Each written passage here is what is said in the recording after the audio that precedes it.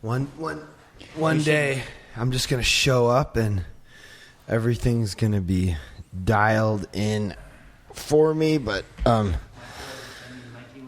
until that day comes, I have to do. We're approaching our 100th podcast, and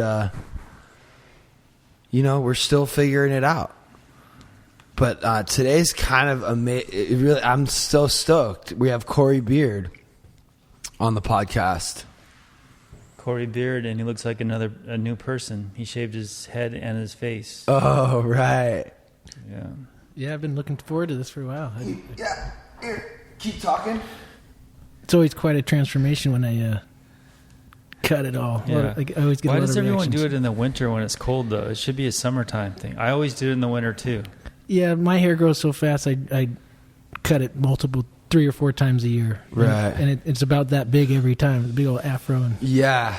Did you do that? So here's the trip about, first of all, Cory, we used to wrestle. I remember wrestling you in high school. You were pretty good. That was probably my best sport. Yeah. You played like all sports. There were 3 main sports: football, wrestling, and track were my main sports. Yeah. Yeah, and we know Kellard's like one of my brother's best friends, and then it's so weird. It's like, for me, like I don't really. I forget you guys are brothers because you're not really together. Like me and my brother, like everyone knows we're brothers, right? Yeah. But like the 3 of you guys are kind of a little bit removed from each other's circles, or I don't know. Yeah, there was a lot of things that we had in mutual interest, but I think we actually have 3 brothers. We're all pretty different. You probably don't know my oldest brother, though, Nick. I think maybe I've probably met him or seen him. So I grew up with Cory. Cory's been coming to our meeting, and Cory's been listening to our podcast. I don't know, for a while, yeah? Yeah, quite a while. I've probably heard 70-75% of them. Wow. Do you think they're maybe sometimes too long? A few of them, maybe once you get into beyond 2 hours, I'm still listening to them, but I think there's quite a few people that are going to fall off. Yeah, well, but that's the only one I'm asking is you. Right. So yeah, depends on what I'm doing when I'm listening as well. I have a lot of commute time working in the industry that, Yeah. I could be going for an hour or more just on the way to work, and then listen on the way back, and then I could cover a 2.5 hour podcast in that time. Yeah. So what attracted you to, or could you tell us kind of how you discovered it, and then what made you want to keep listening? Or it's such a weird. I guess for some reason I'm always thinking my friends are never going to want to listen to this, or at least people that know me are never going to want, but Chris Savager listens to a lot of them. I think Brad Kahn was listening to it, Chris Voitel, Cory Beard, or have you ever heard of Beard Vape? Casey Bates or Brady Bates? Brady Bates was a fan. I don't know if he's still listening. So these are some of the people that have kind of told me, I listen to all, and it's always really, I guess it means more to me when I find out that a friend is listening to it than just someone I don't know for some reason. Yeah. But how? Well, it's a lot of what you're doing is about vulnerability and honesty. I think that's very appealing to people, because it's something that I think we all struggle with. And it's a challenge to the ego when you do that, because you're vulnerable, you're showing your ugly parts. Yeah. And a lot of people, especially in this day and age, in Instagram and everybody's image and everything, and that's a challenge to what everybody's trying to do. Right. I was just thinking about that today. The things I've said at the meeting, and it's being live streamed and recorded on YouTube. I'm a sex addict and all that shit. And I'm fuck, do I really want that out there? You were thinking about that today. Yeah. And I think it needs to be out there because it's true, and it helps people. Actually, someone just approached me just now. They're like, I want to talk about that. I'm having that issue, and it's messing my marriage up. You know what, too, Billy? I don't want to take away from whatever it was that you were going through, but I will say that I feel like I just sometimes I wonder if like what I've done or what I do is like almost just as bad, if not worse, than what you went through. I just don't consider it. Does that make sense? Like I feel like sometimes it makes sense. I feel like sometimes you have a tendency to like exaggerate like everything. But the thing is, for me, it was affecting my moral fiber. For you, if it like with alcohol and drugs, if you can drink and party and it's not like fucking your shit up. I just think it's a normal guy thing. Plus, I didn't grow up around a lot of people and stuff, so, you know, I just tend to create my own idea of how things are supposed to be. Right. Well, that's the thing is I think I'm so excited that Billy's kind of been catapulted into this, like, community of people. Now he has, like, different people he can go to and talk to that, like, are actually, like, his friend. Like, I think outside of just an AA meeting. Mm-hmm. Like you're gonna see Greg and Mikey and me and Daniela and Rudy and Veronica and Jason and Victoria and just all the people, DDA. Like you're gonna see them outside of like just like that one meeting, because you know when we go to meetings we end up having friends that are just at the meetings, but you don't really like hang out with them a lot. Maybe. Because, like, if you don't have any people you can bounce shit off of, maybe you think that your shit is, like, way worse than it was, especially if you have some fucking little evil woman troll in your ear making it, like, way worse than it. But I'm sure it was a real problem. It was absolutely a problem. Yeah. But, I mean, dude, like you said, there's a lot more people that struggle with that than I think you. Yeah, I think there's a lot of men out there and probably women too. So I know there's women too, because SLA is like 50-50 women and men. Mm-hmm. Sex and Love Addicts Anonymous. Yeah, it is a little bit weird when you... I mean, could you imagine the things I've thought about? Yeah. I mean, just I just posted something about like our open marriage in air quotes, which isn't even really... We're just free to do whatever we want to do if that were to happen. You know, the question I was asking was more so, why am I not pursuing that to Veronica? And then the video fucking got 600,000 views overnight. So that's way more people. I mean, our little YouTube videos get maybe 1,000. I mean, sometimes to even think of, you know, and there were like people talking. One person wrote this horrible comment, and like 1,000 people liked that comment. You're talking about hundreds and thousands of people being exposed to something that's supposed to be like a personal part of my life. I've just abandoned all. It's almost like I'm living in some weird delusional state of like transparency or something. You're talking about the Sermon on the Mount video, YouTube. That's the one that gets like 1,000. Yeah. So okay. Every single Sermon on the Mount YouTube video, well, we live stream it, but it ends up on YouTube. They all have at least 1,000 views, which is pretty cool. Yeah. For that type of a video, an hour-long video of people talking about fucking sermon, those don't usually... Nobody really usually, but that's the exciting thing about what we're doing is it's like attracting people who normally wouldn't want to be hearing this kind of thing. Right. And one thing you were talking about that was cool. It's not just alcoholics. It's not just people in recovery programs, but it's all kinds of people. Yeah. I mean, different walks of life. You're like it's fascinating to me how you ended up here. Not being an admitted alcoholic. Yeah, I think Kellard was the one that I first introduced me to it. I think he was wearing a Learning to Lose shirt, and I asked him about it. I think that was initially how I learned about it. And then, like Billy and I were talking earlier about, I just have different projects: woodworking, building furniture,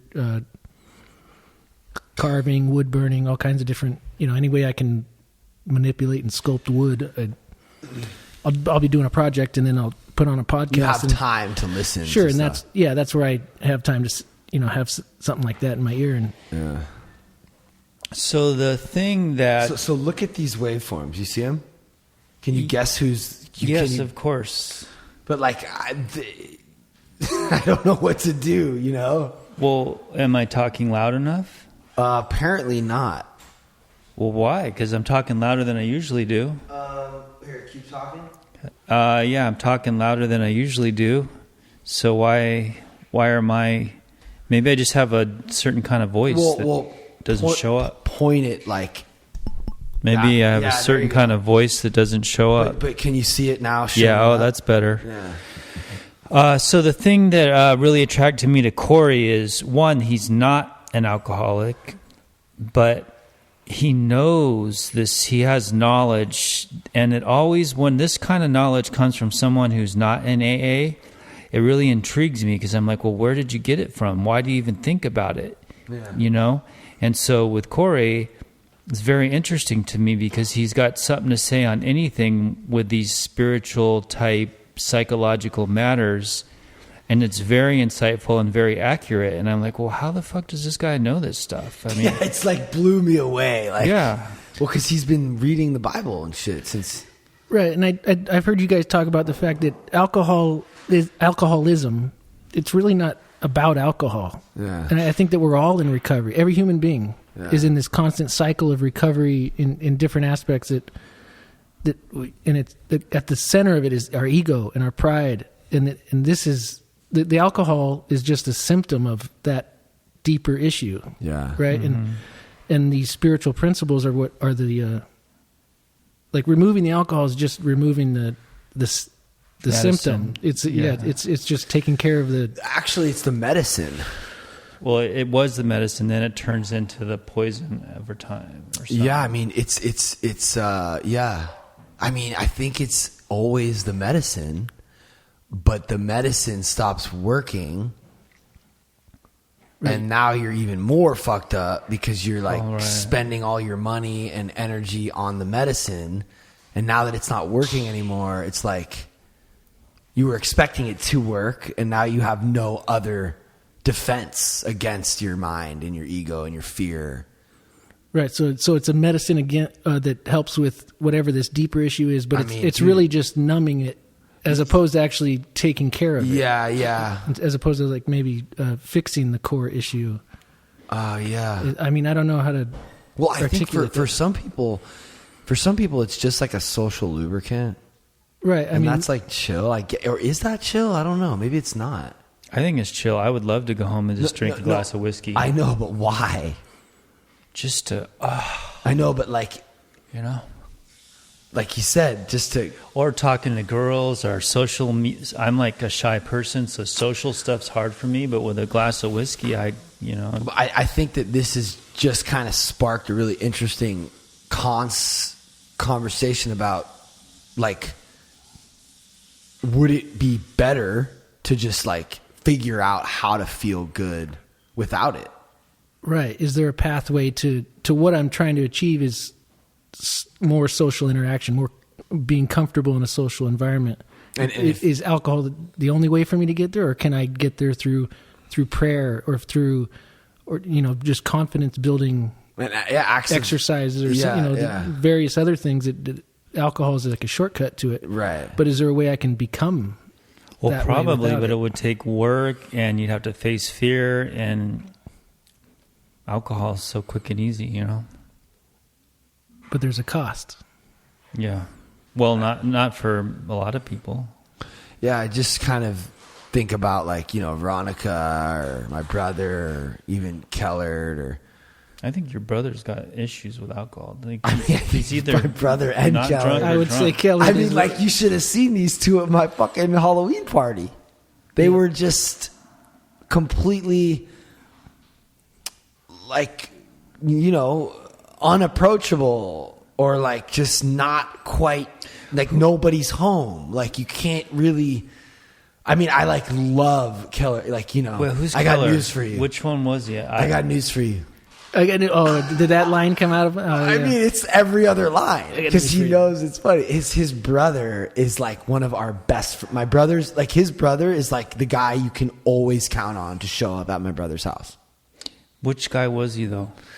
At the he was like the kind of buff guy, like wearing like the wig, who had like a red red face. Yeah, he's like like that was just like pretty much blacked out, right? Wait, that's his brother? God, yes. I didn't connect that. Isn't that crazy? Wow. And I used to like wrestle with Cory. Like Cory, like we're in the same grade, right? Yeah. 2001. Stupid. Yeah, Cory Beard. But it's like weird. I'm with you, Veronica, though. It doesn't feel like they're just, and you know, I want to be honest with you. I hope that you and Keller aren't get upset with me, but like, he kept kind of saying like, you need this, or like that you're like, do you drink? Oh, I can't pretend like I've never been where he was at your Halloween party. Right, but like, how often is that happening to you? You know, there's times where I feel like I got it under control. I can have a couple of beers and be cool. Yeah. And then once in a while I'm blacked out. Yeah. But like, are you drinking like every weekend or? No. Right. I'll go for, you know. So you don't drink every day at all? No. But when's the last time you drank? I had a beer 2 days ago. So do you ever like think, oh, I wonder if I have a problem? Has that ever crossed your mind? Oh, absolutely. Okay. So Yeah. now it kind of makes sense why he would be attracted to like what we're talking about. Oh yeah. It's not that I don't have any experience with recovery or AA at all. Oh. And cause I got in trouble a few times. I have a couple of DUIs and Okay. in my 20s, and It's just, you know, he was saying that to me like, and like almost in this kind of like way of like, yeah, like he's worse than me or something.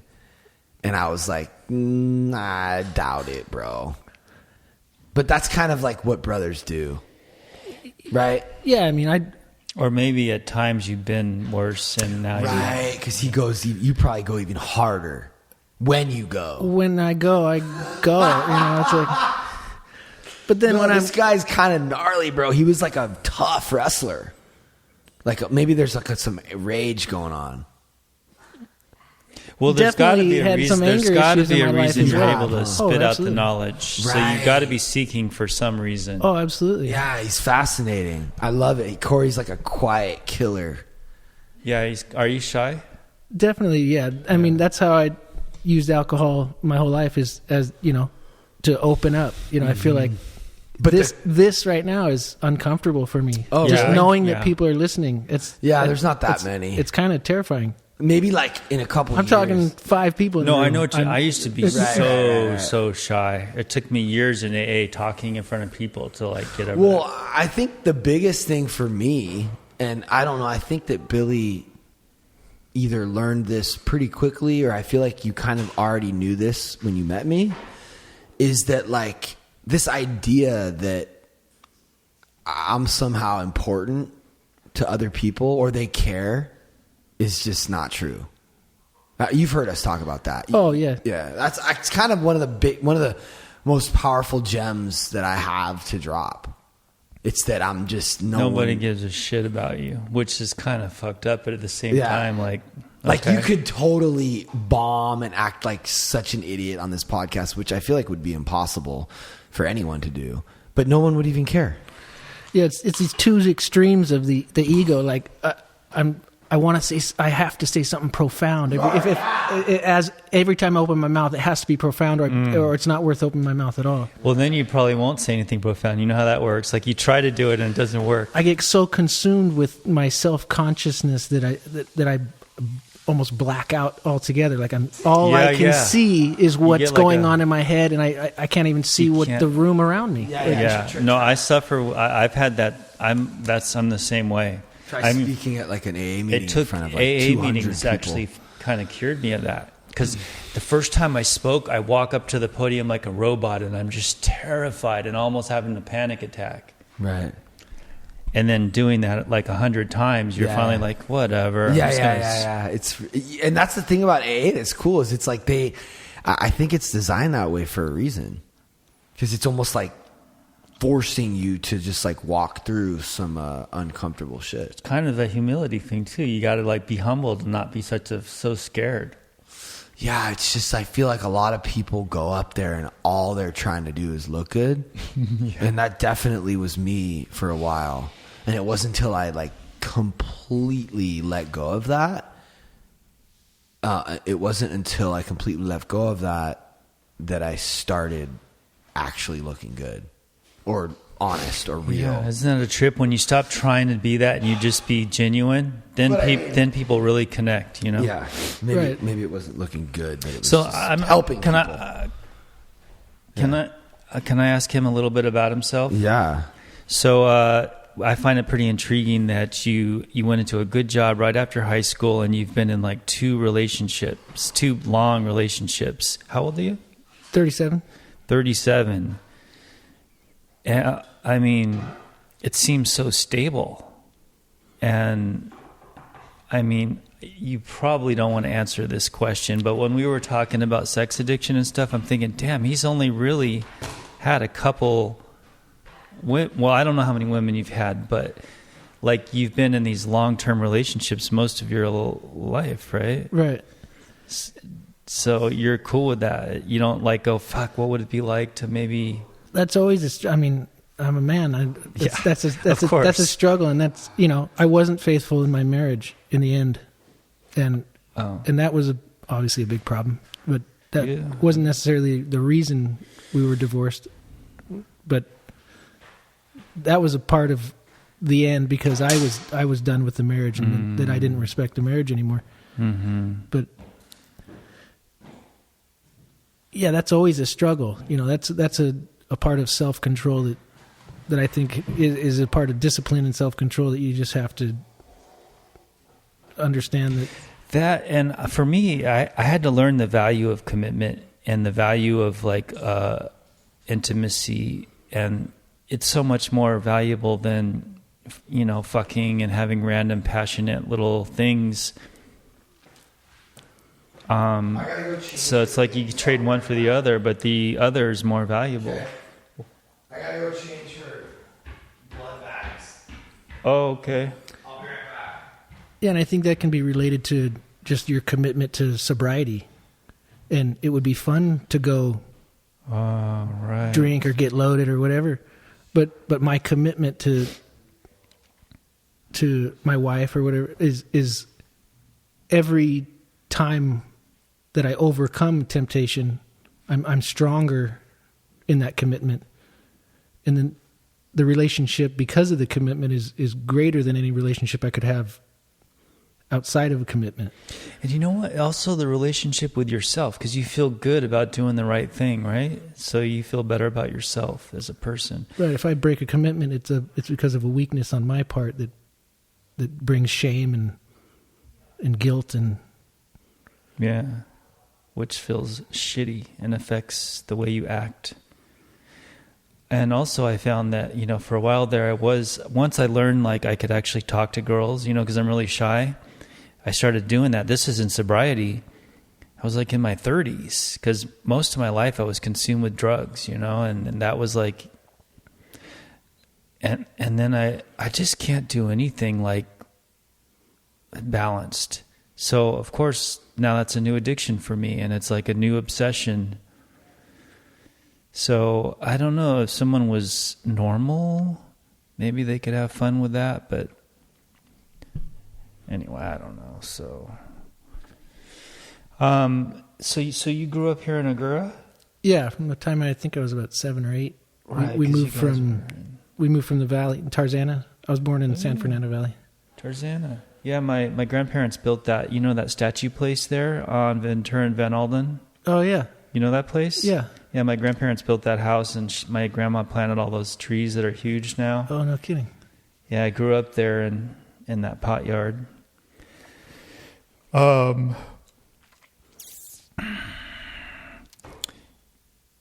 So, do you have a religious upbringing?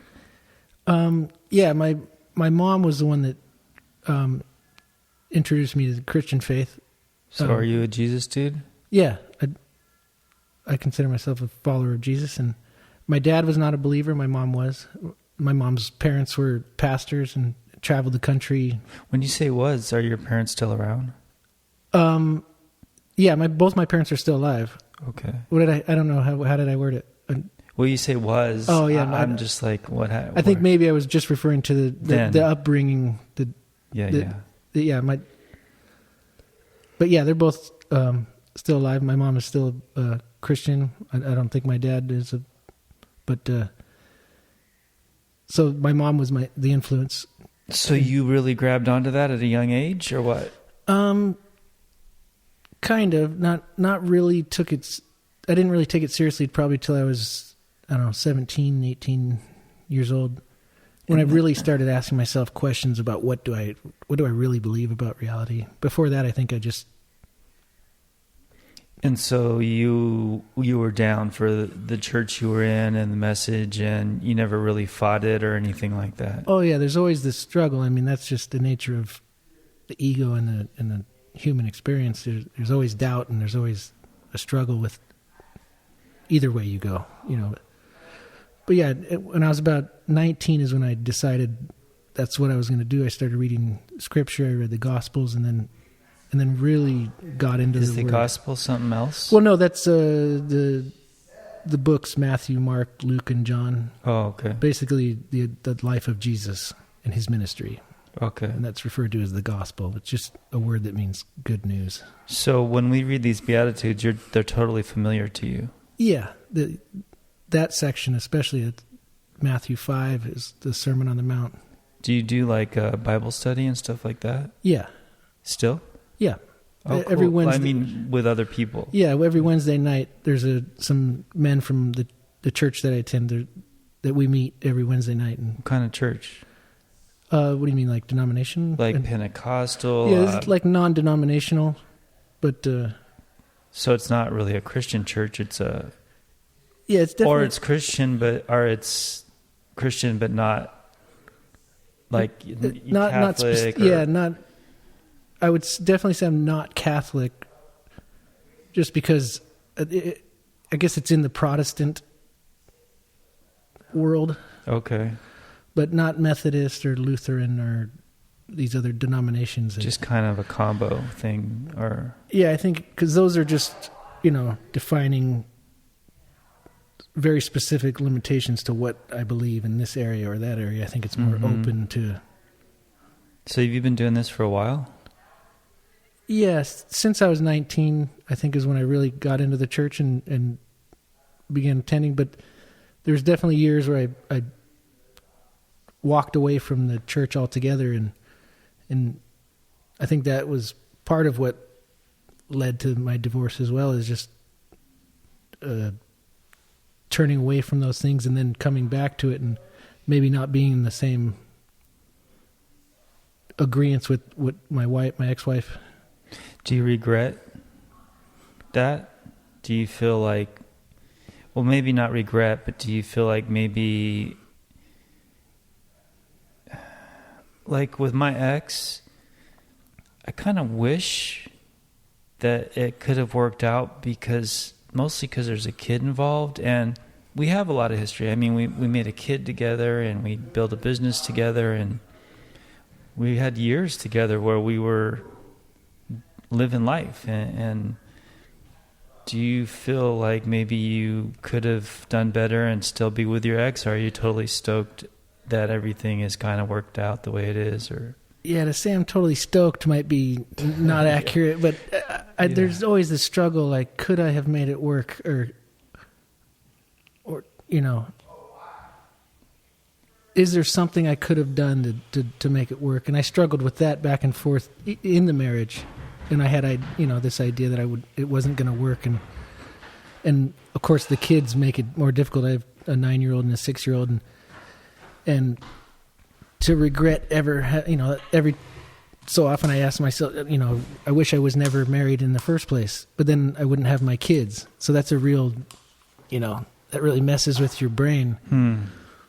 But then, in the Christian faith and scripture, it says that God works through the darkness and not in spite of it. So, right. The darkness happens. It's there, and it's a product of my choices a lot of the time. And only God's able to bring something good out of something I intended for evil. But yeah, there's definitely there's regret, but then there's also, I am where I am now, and I'm not, there's no making it. There's no fixing it now. And and so you're in a relationship for a few years now, and it's good. You guys have the same beliefs and all that sort of stuff. Yeah, and that was. Does she have kids? No. Does she want kids? Yeah. You gonna make more kids? I'm ready to do it again. I don't know if that should be, the path. Yeah, I think about that sometimes, but fuck, I'm 50. I think I might be done with all that shit. Plus, you got your shit together. It seems like. I mean, you have a decent job, and you seem normal. Maybe I'm wrong. Well, somewhat normal. Like, you're not like me and Pat. I don't think. Like, well, I don't know how well. I'm not going to say Pat's not normal. I'm struggling to be domesticated and do the right thing and give a shit and not just be like, fuck you world and fuck this and just die as a martyr. So I can relate to that feeling for sure. Oh yeah. And I feel like I kind of walk a fine line a lot of the time where it's hard for me to say that I'm an addict because I am able to function a lot of the time. So I'm in a dangerous place that, I'm able to hide it. I've I don't know, had a lot of practice at hiding it and been successful at hiding it. I don't know that I'm all that good at it, but I feel like I've just... Addict? Like, what do you mean? As far as alcohol, I've struggled with alcohol. I'm amazed I haven't killed myself or lost jobs because of it. And because, So maybe you're like a periodic. That's someone who's cool for a while and then they start drinking and then they get all fucking crazy and then they get cool for a while and or I'm not trying to say that I'm going to say are, that sounds like me. Yeah, because I've been able to function and then go off the deep end, get into trouble, get a DUI, and then be cool for a little while. Not quite make it to 10 years and get another DUI. So I got 2. 10 years? What do you mean? I mean, outside of 10 years, it would be another first. So I got 2 DUIs. I got a kid on the way. When my second was about to be born, I can't even go take my ex-wife, who was my wife at the time, can't even drive her to the hospital when she's going into labor because I don't have a license. What if we asked her?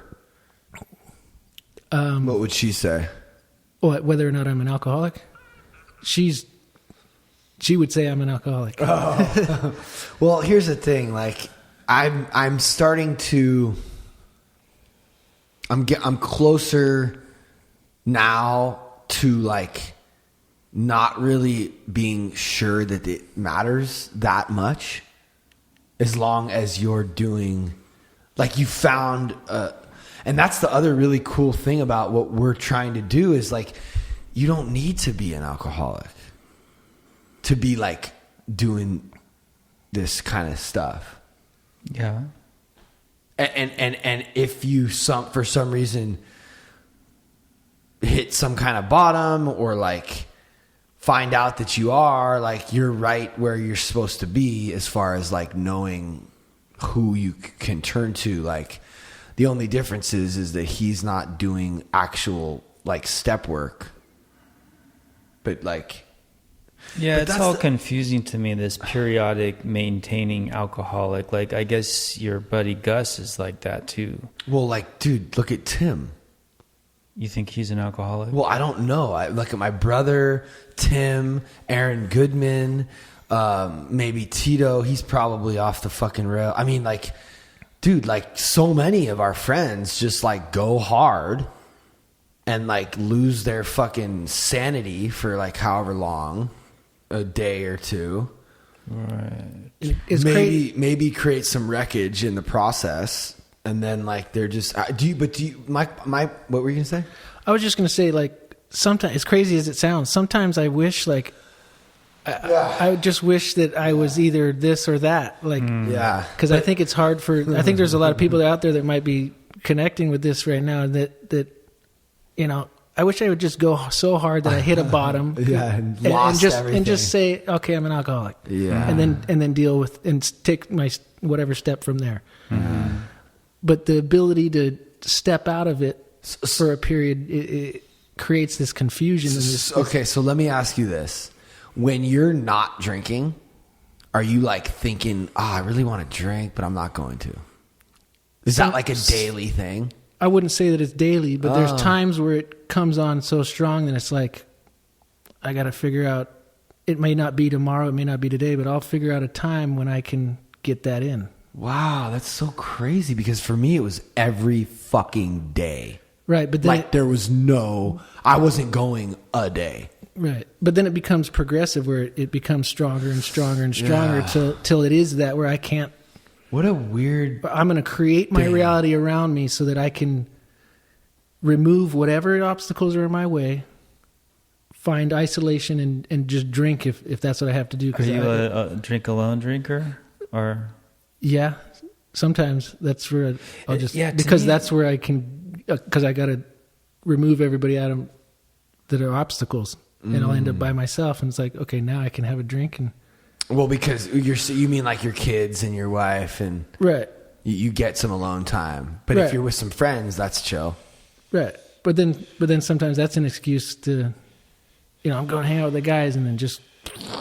Well, that's what I mean. Yeah, so but I don't only drink alone. It's like it's a stress buildup, and like then you need to get relief or something, and that's your way of doing it. I don't know. But and then the destruction that I cause in that then it compounds. And then I reel back. Like. And I'm good for a little while. Dude, what you just said kind of like made me think of something right now. Because, dude, today was like such a good day for me. Oh, yeah? I woke up early. I mean, dude, like I'm like... And you grew a mustache. Yeah, I'm like super treated. Good. But it's like I blacked out on like service work in a way. Or not like service work, but like AA. Mm-hmm. Like... I get off the phone with one sponsee, and then the other one calls, and I'm like, oh, but I answer it, and it's like almost like I'm forcing myself. And then I took Danielle through a little. I mean, dude, we didn't do a whole lot, but just sitting down, looking at the book, and talking about God, and like I can't wait to show you what we're doing. It's not like it's just it's almost like the same thing, except for my release is that. Like, we've felt it. Like, me and Billy have felt it. Doing this podcast, getting together on Sundays and reading. He used to come over on Sundays and, like, real fucked up. Remember? You mean when I was splitting up, like the 2 years when I was splitting up? Yeah, and we would just talk. Yeah. And did I tell you about what Michaelis was telling me about the word sponsor? Yeah. He's like, I don't even use that word anymore. Yeah, you're talking about that tonight. Because it's funny. A lot of the stuff that you guys were covering, I had asked him in the meeting because I knew he was going to be on the podcast. So I was just like, but I'm glad that you actually asked him because I wanted him to talk about it here. But like, I don't know, man.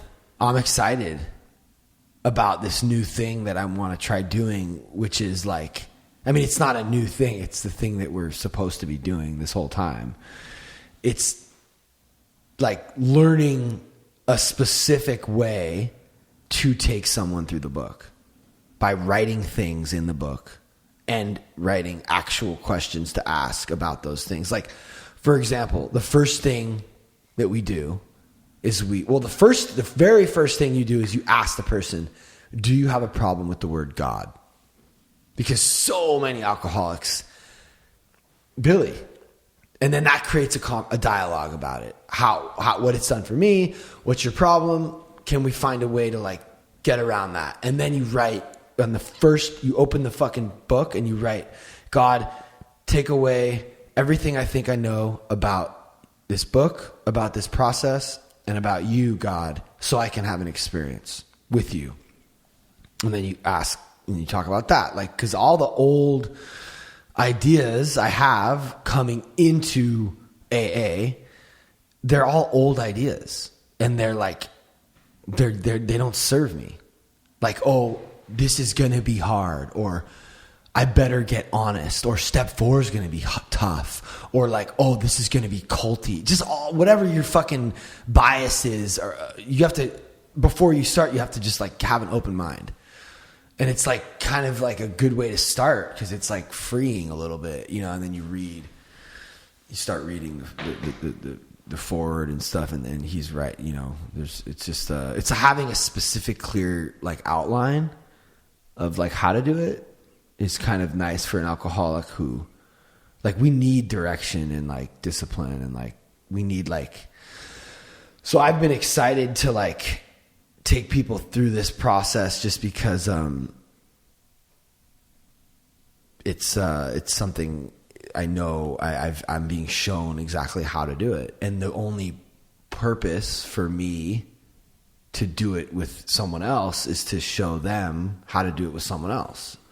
So like, instead of binge drinking, we fucking show someone basically how to apply the Sermon on the Mount or the Bible. Right. So how do you apply that in your life? You make amends. You admit your wrongdoings, and you look inwardly and all that stuff, right? So you're creating an actual like course book to approach this? Oh. Kind of. I mean, you know, just like a little structure of how to step through it. Well, like I said, the first thing you have the person you're with do is write that in their book. Mm-hmm.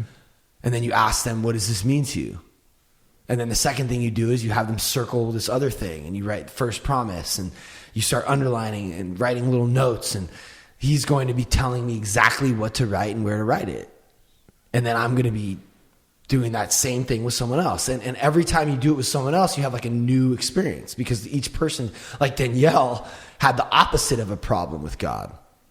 Danielle couldn't open her mind to have a new experience because she's so sure of what her belief is as it relates to God, or in her opinion, Jesus.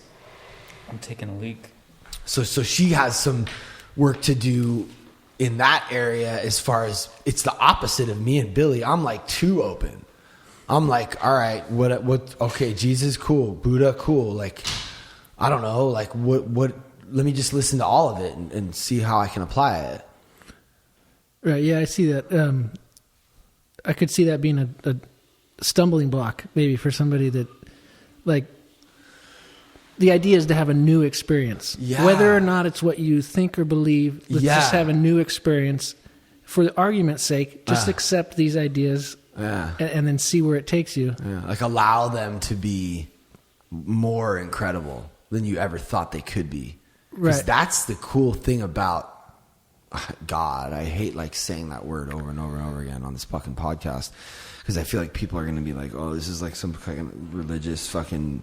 But that's the cool thing about God, if you will, is that like, you never like, it's always growing and deepening, and it's like amazing me every day or every week or whatever, you know? Right. Yeah. That's been my experience. Just constantly, there's no end to the.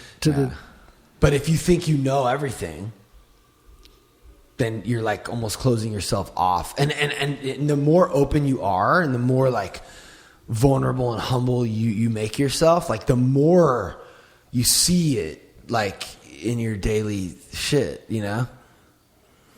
Yeah, I think it just reminds me of another part of scripture. Proverbs is a very practical thing that, you know, non-religious people I think could really, really benefit from. Is a lot of just practical life knowledge. Oh, yeah. The book of Proverbs. It's just a book of wisdom, right? And it speaks about wisdom itself. Wisdom is supreme. It says, if we search for wisdom the way mankind searches for riches and mines for rubies, if you search for wisdom the way you search for wealth, it could benefit you far beyond any wealth could, you know.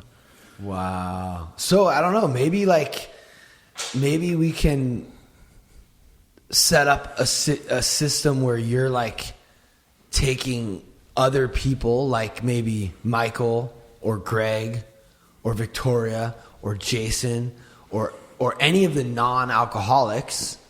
Like, we start to figure out a way where you guys can do your own work together. Oh yeah. Outside of the big book, because in the big book it's all about alcohol and powerlessness and surrender. But like the Bible's, it's a lot about surrender too. But it's not having those. And you're kind of in a unique position to really be able to like take someone through that book. Yeah, that would be great. I mean, that's an awesome idea. You would like want to do that, huh? Yeah, I mean, That's just so cool. applying recovery ideas to any form of recovery. You know, Yeah. like we were saying before, I think every human being is in recovery, this cycle of recovery constantly. Yeah, like imagine being like really, really thirsty, right? How you were saying how you get, but then like trying to do what we do and like calling someone to go through the Sermon on the Mount or the Bible or Right. whatever it is. Has anyone like written steps or like, I guess like, is there like a like or Anger Anonymous or? I think there's 200 anonymouses. So what would Cory's be? I guess you'd have to figure out what it is behind you wanting to get drunk. Right. What is that? Well, it sounds like he has his church group and he has his Bible study men's group or a co-ed or whatever. So he's got a support group. He could call guys in there if he wanted to. Right, yeah. Definitely you have to have a network of accountability Right. of some kind. So do you call them like when you want to? Yeah, I have done that, but then there's times where that's my tendency is to just isolate. And Yeah, I guess that would just be,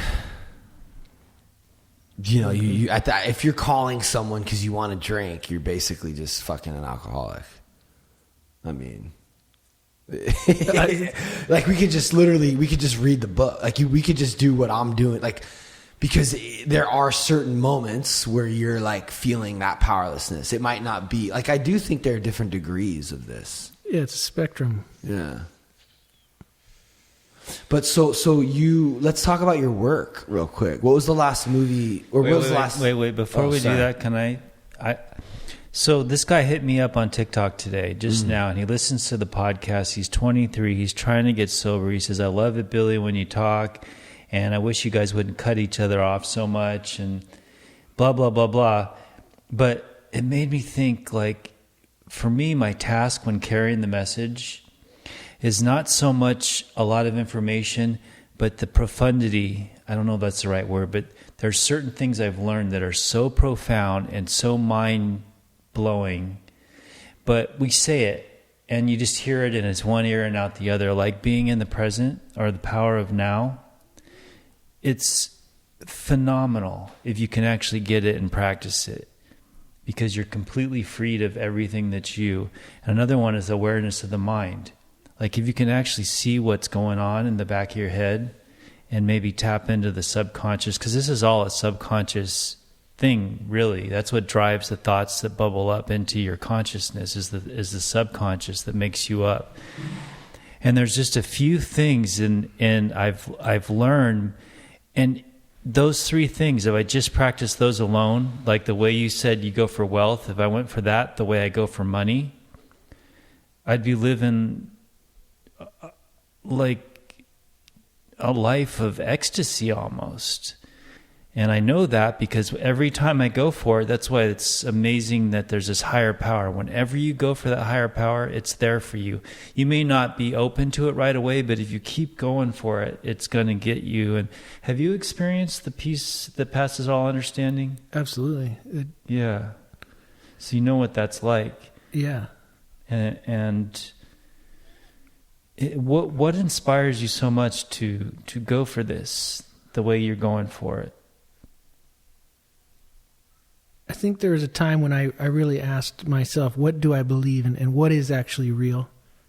And I've had experiences where, like what many people call it, the peace that surpasses all understanding.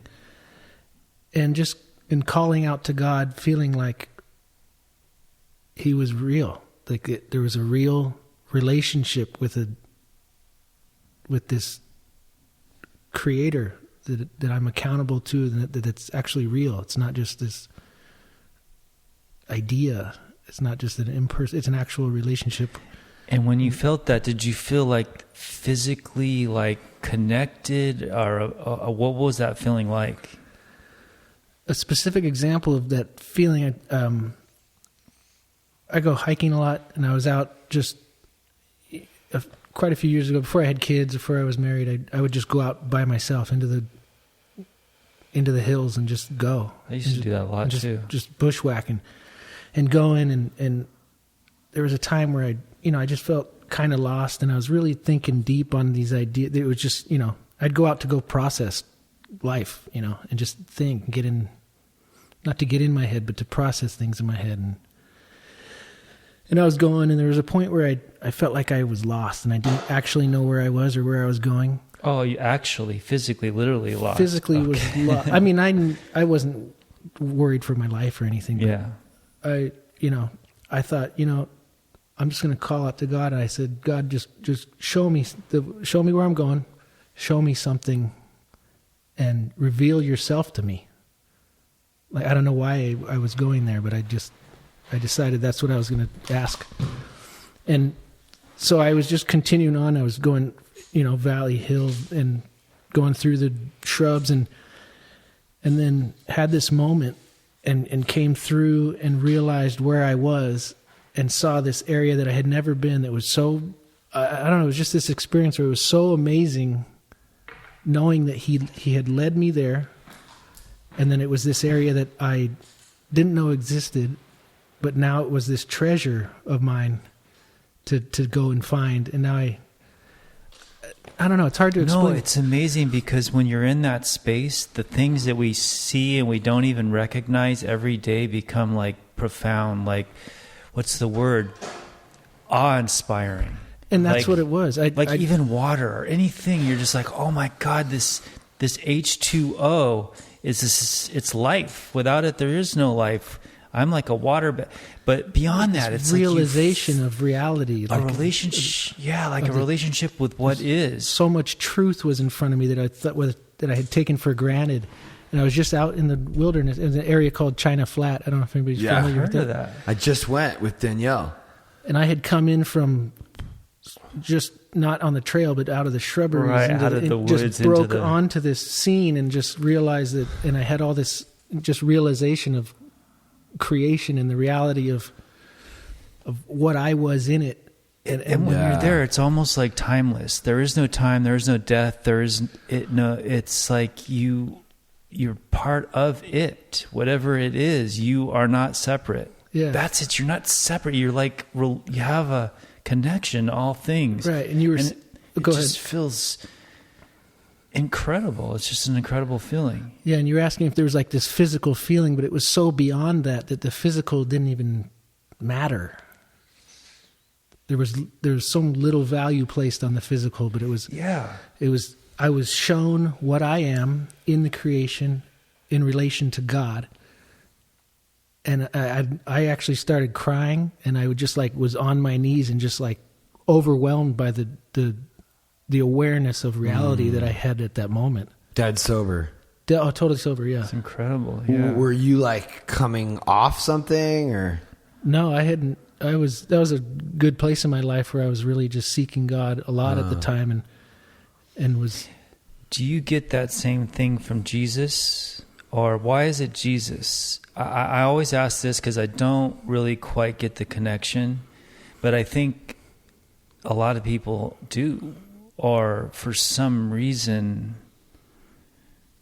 I don't know. Why is it Jesus? Sorry, and I'll let you talk after. No. This is, dude, this is you gotta get your shit out, I want you to. So it's Jesus because, excuse me. When I look into the scriptures, I see just that it's consistent with reality as far as the depiction of God as a creator, this loving being that created beings with a free will and the choice to love him or not, which is the only way love really exists. You have to have the choice not to love. And then at some point, in Genesis it says that man sinned against God and then was separated from God because of sin, right? And so there has to be some accounting for that. There has to, the price for separation from the one who gave life is you forfeit life. So how are we reconciled to the living one? There has to be, life is the price. But if I pay that, then I'm separated forever. That's So my you mean payment. like a sacrifice? Right. That's the idea of sacrifice. Is that life is the price for rebelling against the one who gave life. You forfeit it. So Jesus took that on. So he's the only one that can pay that price. If I pay the price, then I pay with my life, and that's death. That's what I earned with my rebellion. But Jesus does not die. But being that he didn't rebel, he has no sin, according to Scripture. And he takes my place. He can be the sacrifice for all of sin because he didn't have any sin. So he's spotless, right? He's blameless. So he can cover all of sin. And people say, well, why is it a man? Why do you have to pay a price? Because I think it's metaphor. It's a metaphor. It's symbolic. well, I don't want to get too far in the woods, but yeah. yeah, that's a difficult one to just jump into, of course. But the idea that there's a price is that God is a certain way, and if you rebel against that way, and he doesn't, if there's no accounting for that, then there's no justice for real. Because he's the idea that God is holy means that he's a certain way, and everything outside of that way is separate from him. And he is life. So if you're separate from him, you don't have life. So I wonder if that connection that we're talking about, the peace, is actually living. And most of the time we're only half living or partly living. I think that's a big part of it, yeah. And it's an awareness. We're finite. We only have so much awareness. But I think at times he can give us awareness of ultimate reality. And when Have you ever done hallucinogenics? Yeah. Did you experience similar type things or not really? Or? Not on the same level. I mean, there were experiences that I can't explain and really enjoyed. I mean, I really enjoyed mushrooms a lot. I did mushrooms quite a bit in my... Like recently, or? No, I haven't done it in a lot of years. Right. But that was one thing I enjoyed a lot in my teens and 20s. And but I couldn't compare those experiences to what we were talking about earlier. Yeah. True. So maybe that's what Angela was talking about. It's not real. It's What's the real not? thing is so much actually different. The acid trips and stuff. And there's definitely an expansion of the mind and a greater understanding on certain levels. But I think it's not the total reality that God can offer in that kind of peace and understanding of truth. I mean, that shit's so amazing. I wonder, then I want more. Like, how can we get that? What's amazing? The experience of living. I know. I mean, I feel like that we're kind of like drones almost, just trying to survive. Life is suffering, right? You go through suffering. Yeah. Jordan Peterson talks about this, and that's the symbol of, the cross. He's suffering. And people wear it on their neck. But it's like, for what? For the greater good. And like, nothing worth having is easy and all this fucking shit, Right. Yeah, I think it's like exhausting, kind of, in a way. it's almost there. That life is suffering. I think that's inaccurate, just in the sense that the suffering is when you feel life being drawn from you. And it's this idea that you realize what life is and you've experienced it, and when it's being pulled away from you, that's what suffering is. Yeah, because there's a difference. Because when I've been really connected, I go through my work day and I do what I need to do, and I'm not suffering. Yeah. Like today, you said you were good. Like you didn't really suffer I wasn't today. suffering today. But you still did a lot of the things you do. So I don't know. What do you mean I still did a lot in the things you do? Well, I mean, your daily stuff that you need to do to make your, your social media, your step work, you feed yourself, whatever you do in a day, I just felt a little bit of it right now. A little bit of what? Well, when you said, oh, I wish that I could feel like that all the time, Mm-hmm. I just kind of like felt like, oh, fuck, like I know that feeling when you're just like, that euphoric feeling of like, like being on acid or whatever. Like I'm just not going to feel that. And that just kind of bums me out. Well, the way you say it, you're like really like wanting that. And like you kind of like remind me sometimes of like how nice that is, because I kind of like when I'm doing good I sort of forget it. Like I haven't really even thought about that. Like I don't even know if I would have even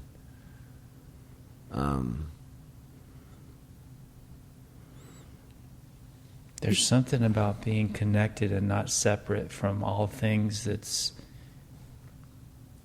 beyond words. Yeah.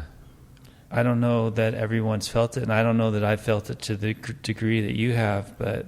Yeah, a lot of people in your shoes, Jason and Victoria, just all the different Jesus people that I know, they've literally called out and they said, listen, show yourself to me, and then it was shown to them. That hasn't happened to me and Billy. And it's not always that simple, and there's, But we definitely go for the spiritual shit like every day. Like we're going for it all the time, or at least when we feel enough pain to want to go for it. But I like the actual specific like Jesus thing hasn't like really like it hasn't. But we had the dude on the other day who was like breaking it all down. Like nothing breaks it down like the Bible. Did you listen to that podcast with the pastor dude? You know what? I don't think is it even out yet. Oh, it's not out. Yeah, if it. I mean, have you seen it? I mean, a new one came out today. Did you listen to it? Like that's the thing is like we have a podcast comes out every Tuesday. Or wait. No, it came out. No, a new podcast is coming out tomorrow.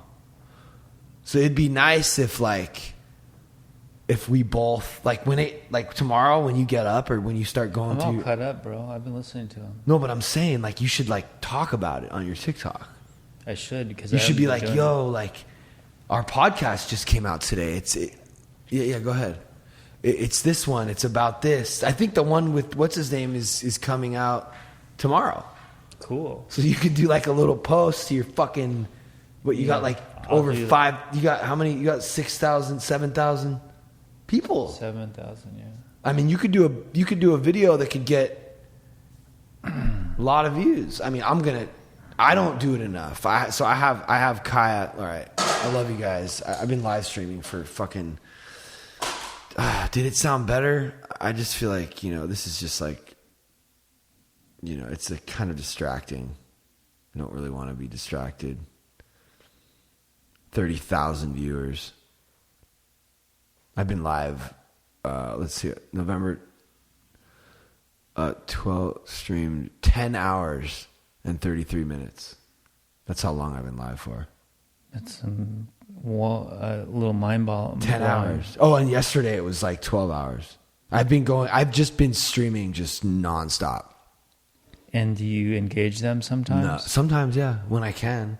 Otherwise, it's just on. And people watch just... There's always at least 50 people. Whatever you're doing. It's not even me sometimes. I had it sitting on the Learning to Lose painting for 2 hours last night when I went to Veronica's house. It was just on the Learning to Lose painting. And people were still, when I came home. Oh, because they interact with each other. When I came home, there was 70 people watching that painting. But they're talking to each other too, right? well, yeah, they're like either talking shit about me, how I'm not engaging with them, or I'm not even there. Right. So it's almost or like they're talking to each other. Yeah, it's a community. It's like a catalyst for a community. But it's also kind of like a little bit of a hack in a way. What do you mean? What do you mean by that? Well, because I've gotten like 11,000 followers since I started. Oh, live streaming. I've never live streamed. You should. I'll give it a shot. Yeah, it's just good. It's good for your. But also, I'm kind of like thinking, you know what? Like, I want to start creating a community of people, like what you said, like where they can come. Like, dude, what we just did out there was pretty profound. There was 200 people in that meeting with us. That's wild. We went deep too. That was Yeah. And they were going deep with each other. That's awesome. And like, this is just the very beginning. So I don't really know. I don't really know that anyone else is doing that. I don't know. Maybe.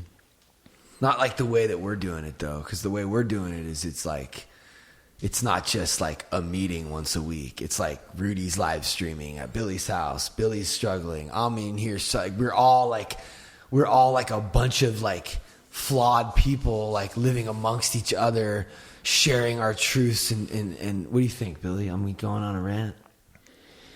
I think it's kind of a trip because are the people who are watching that sometimes watching Rudy too live stream? They're in on the whole thing. There's people that know tall socks, short socks, Rudy, the whole thing with what Rudy did, she lives with you. They know the whole story.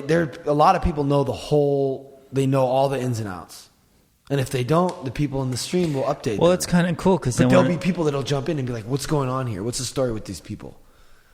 Oh. And then the core fans will have to tell them, no, this is what they're doing. Like, cause I got, just 10,000 people in the past day that weren't following me that are now. They don't know shit about what's going on. So I don't know. I think if you're into it, like you say, a core fan or whatever, it's kind of cool because at any time one of the characters can jump in live stream or something, and you can be like, because we're all different, right? Yeah, 100%. So today it was like Mikey and Rudy and Wickham and Greg, and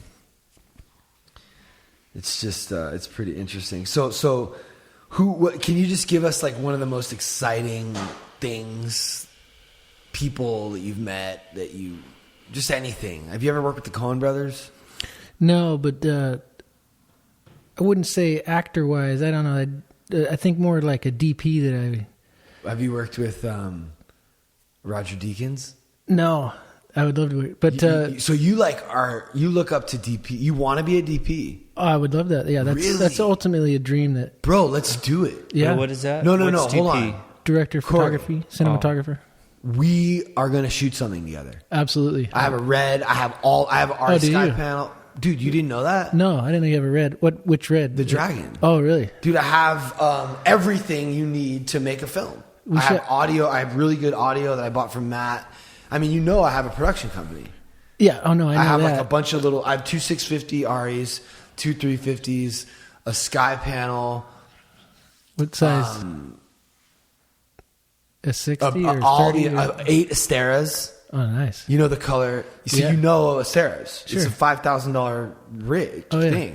I have a Dana Dolly and a red and a Sackler tripod and a bunch of Cine Prime or a bunch of Ari art lenses.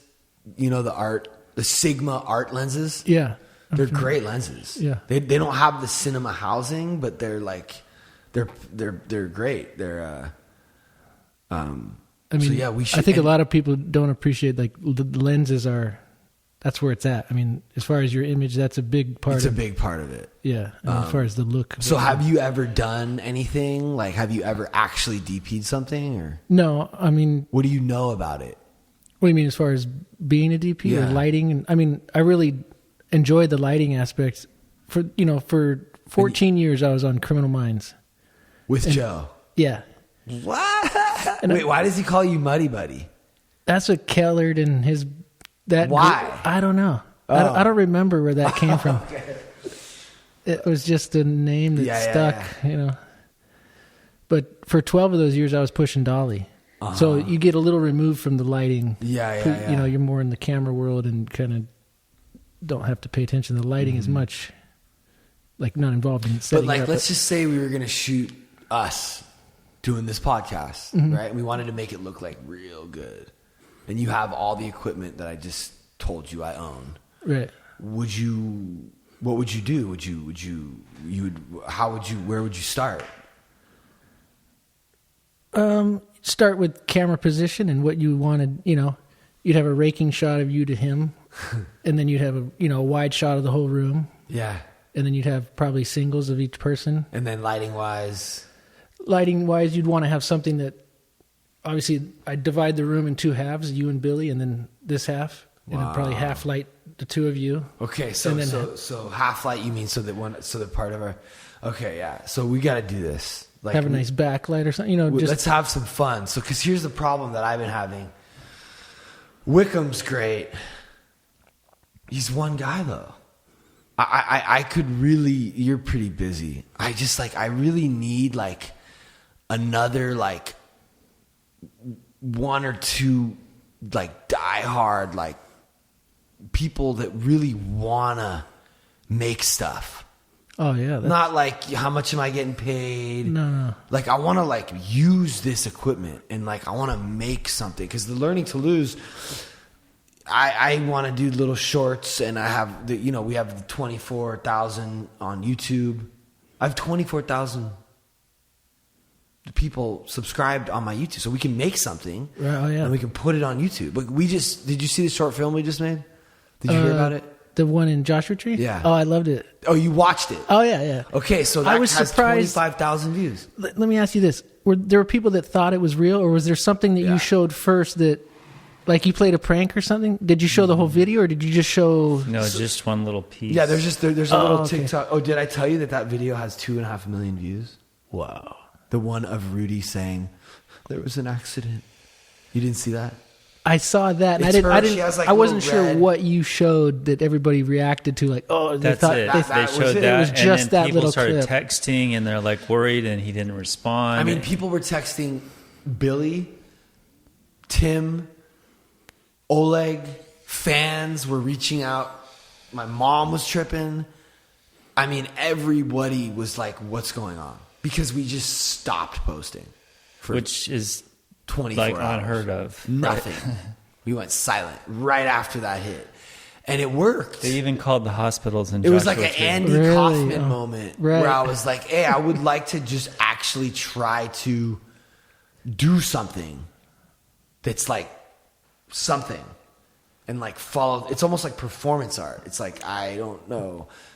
You get it. But a lot of people didn't, they didn't understand how it was art. I think a lot of people forget that if you see somebody, that means there's a camera. And if it's being operated, there's another person behind that. I know, and a lot of people don't lose forget that idea, and they think, well, it's just... don't forget that.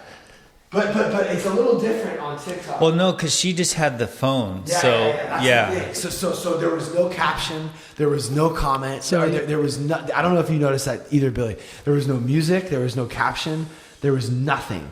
I posted it dry, and it was just her going. Let me show you. So when I saw that clip, I think I already knew too much that I wasn't. I think I Wait, what do you mean? like at a certain point I had seen. I don't know if it was a post that there was this Joshua Tree. Oh, so movie. you didn't really get. I don't know if I would have been fooled or not because I didn't see it in the right order. Right. So, I think it would be really cool to make a little film like this touches one. on that what we were This talking about. Accident. You saw it? Yeah, I've seen the clip. Yeah, So this video has 2.3 million views. Wow. Just that little clip, right? 132,000 likes. 2 days ago, I went live and I just started getting flooded. Are you okay? Are you okay? What's wrong? What's wrong? And I just noticed something. My follower count just started going up. I got like 5,000 followers in like 1 hour. It was crazy. It's because that video resurfaced on TikTok and got 1 million views overnight. Another 1 million. It went from 1 to 2. Like, this was 2 days ago. Hold on, Billy, do you understand? 2 days ago. No, I understand. That's amazing. No, but I'm saying we posted this a month ago. Yeah, I know. So just 2 days ago, TikTok was like, all right, we're gonna send this one out. The algorithm's weird. Yeah, you know? it's just weird that you're at the mercy of the algorithm. 100%. But I mean, it's not. But the algorithm is based on how people are reacting to something. So people were seeing it, and they were like commenting or going to it was causing engagement. So TikTok was like, okay, this post is working. We're giving it another chance because it has 1 million views, because it already worked. I mean, that video just feeds itself. What? It just feeds itself. And yeah, so it's not just based on random chance. And is there a way that you can? I don't understand social media at all. I'm a complete Luddite. That's fine. That's great. But is there a way that you can understand the algorithm well enough that you can play into it? Hold on a second. Do you know what my highest viewed video is? I just noticed. Sorry. Oh. So now the cops are here. My baby mama. Okay. Do you guys have? Okay. I'm allowed to film in my house. Whoever's... If it's your house, they're not a renter here. You can have cameras up all you want. Right. There's a sign saying something. Not your house. And then if you're Right. the same thing out in public, you can film and take pictures in public. It's as long as it's not like something that would be a private conversation. If you're starting to film, like if you guys are talking, But like, so watch the beginning. That's how you should always react to the police. My baby mama. Watch her. Okay. Do you guys have?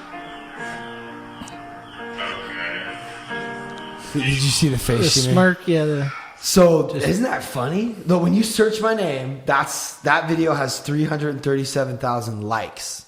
That means it has, I don't know, however many million views. The other, whatever, I don't want to make this all about my thing. I just want to say that movie we shot, Wickham shot that. He edited that. No lighting really, but we have a small growing platform for what I want to do is make films. That's what I'm here to do. I'm here to make films, not do podcasts, not do meetings, not be a famous influencer. I want to make films. All of this is just to be able to do that, but that costs $10 million or $1 million. I think that it would be so cool if we could make little 10-minute films that inspire what we're talking about. Yeah, that's what I want to do. Because it's a message that everybody needs, I believe. But example. But with a cool light, just the whole thing, so it really But you've already seen me speaks to people. Yeah, and you've already seen me do that or try to do that. Yeah, but I'm thinking 5-minute, 10-minute films. Nothing so overwhelming that you can't. No, but I showed you the one of me and Troy. That's 5 minutes. That's 10 minutes. Remember where I'm I relapsed, and then there's the other one with DDA and that kid Jed where they're walking. Did you see that one? And the sky's purple and shit. I still haven't. I don't know, but even little horror films, just little short, easier, bite-sized things. Something with characters where people are like, "Oh, that's me," or "That's so and so," and then it speaks to these things like we're talking about. These his experience, it has to, your experience in the woods or wherever you were, right? That could be a short film. That would be cool. So you have to have the idea. You got to think it. I thought of all these ideas. The idea saying, "Oh yeah, let's go do this thing" in a general way. That's easy. Having the idea and manifesting that, I'm already visualizing you. You're walking. I mean, maybe it's not you. You would DP it. I would love for you to honestly, for me, I just want to make cool art with my friends. Because that's how I have fun. Yeah, for me, it was never about like you were saying, you don't want people to just, how much money am I making? Well, you and Joe should do it together. Yeah. It should be you, Joe, me, and we should do that, and we'll have Rudy be the actor. Yeah, she's great. She'll break down and she'll be depressed maybe, or maybe not even depressed. I think it should just be exactly whatever you went through. Right. We make that. Yeah, it's about these, the stream of images that produces in the audience this feeling that I had, or whatever that this character And had. it's very effective to inspire people, because when you watch a really good movie, it does something to you, right? Yeah, it does, dude. Yeah. It's like, bro, I just watched The Aviator, and I think that might be a big part of why I'm so amped up right now, today. Have you seen that? I haven't seen it in a long time. I think it was in a theater when I saw it. Have you seen it? A long time ago. The story of Howard Hughes? Yeah, it was good. Show me the blueprints. Show me the blueprints. Show me the blueprints. He's like got really bad, like he's kind of crazy a little. Yeah. He's got like OCD. He's washed his hand. He's like a little bit like off. But when he's on, he's just like on, dude. It's so good, dude. But yeah, that's my point being that movies straight up change my character in a way that nothing can. I mean, this message is profound, but like for me, What's Eating Gilbert Grape, Forrest Gump, Basketball Diary. I mean, I might not be an alcohol. If I might not have ever got into drugs if it wasn't for Basketball Diaries and Trainspotting. Those movies made me want to get loaded. They probably shaped who I am as a person. But they should have the opposite effect. I know, but not for me. I wanted to be, Leonardo DiCaprio in Basketball Diaries, strung out, foaming at the mouth. I don't know. But that says probably more about what was going to inevitably happen to me, right? Mm-hmm. Well, it drew you in. You this intense feeling. You wanted that much feeling. I don't know. And then like experience, and then him like getting through it, and I don't know. It was just like cool because there's also a very cool element to it. Like before he gets like totally strung out, him and his boys are like, they're like cool for like half the movie, But yeah, so it could be like her. But I feel like maybe we change it a little bit, and it's not her. Because in your case, you were like, okay, you were in a good place, and you're like, God, show me. And then you saw beauty.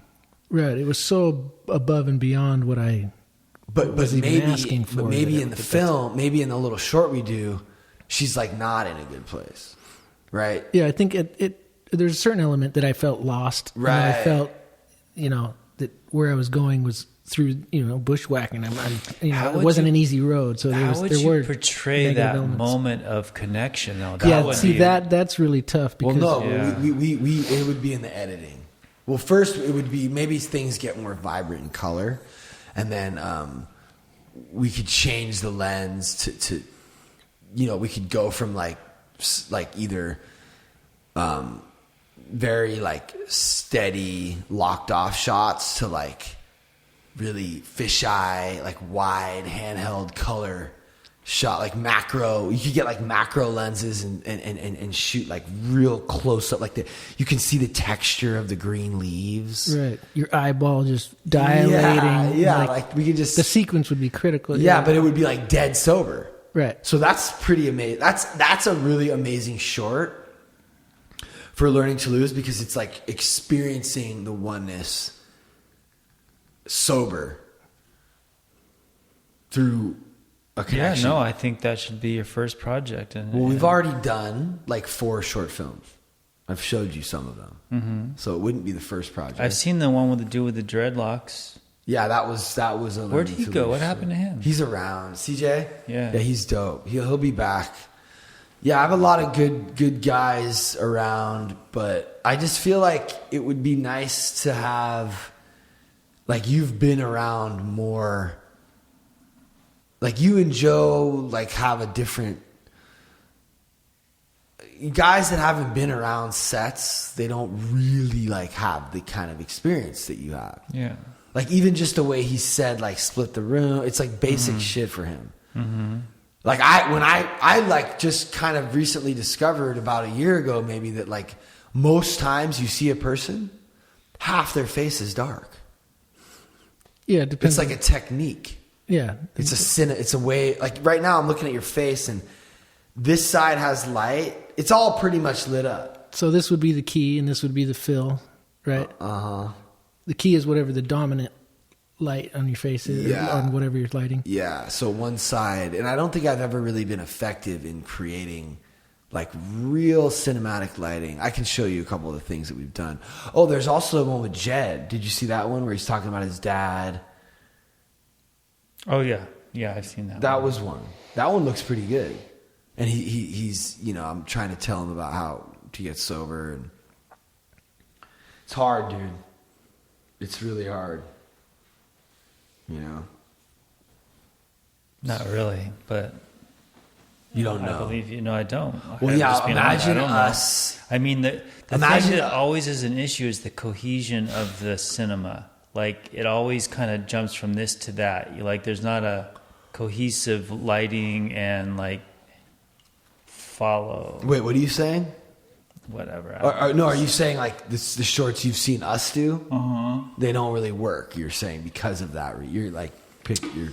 Right, because you're like in one environment and then it changes so much to the next. Like it doesn't seem to flow into with the lighting and all the like the way, you know what I'm saying? Like the scene. Maybe I'm wrong. I don't know shit. No. But I like when people don't know shit because then they're. Well, the scene with me and CJ it's only in this one room.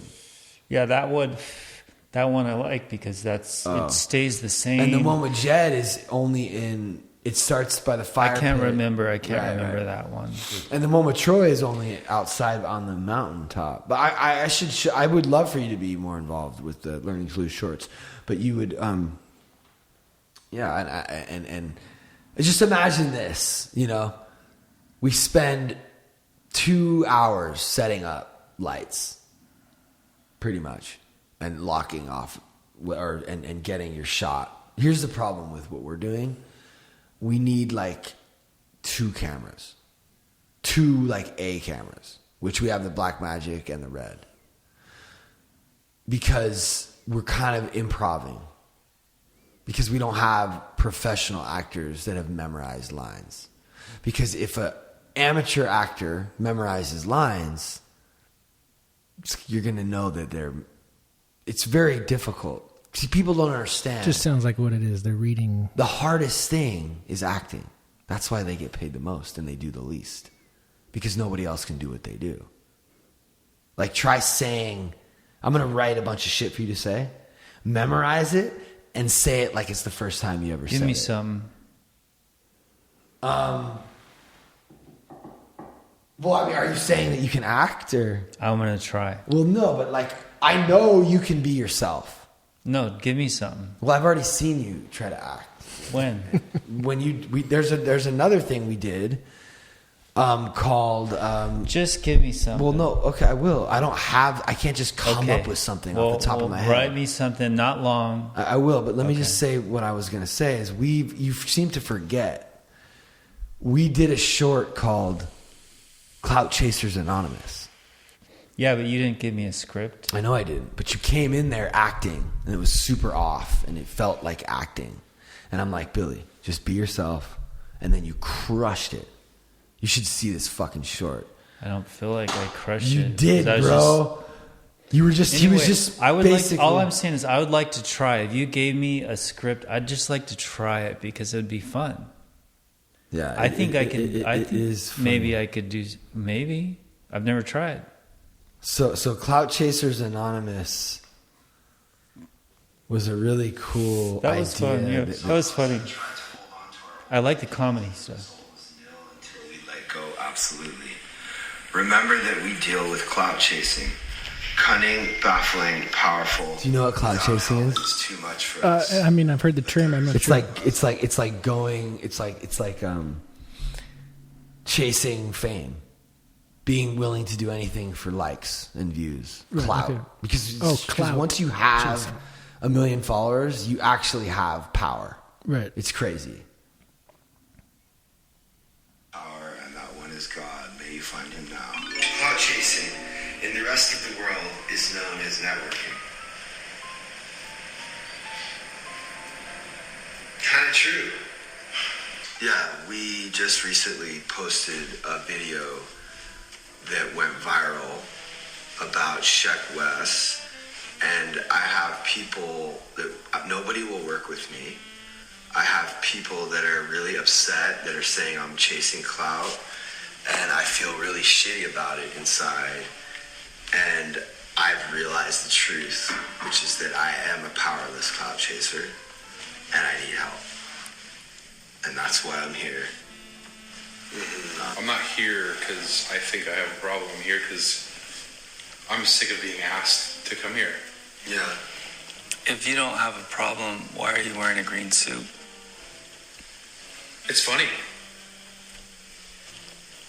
Is it? But I mean, do people are your how is your family and your friends reacting to that?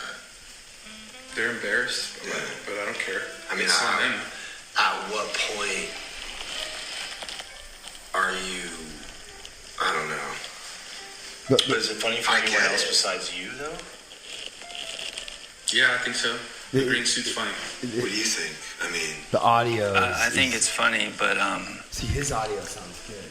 it could be a problem But that's in your because life he's the only one who had a mic. if people are reacting negatively to you, and then you have a negative emotions attached to that.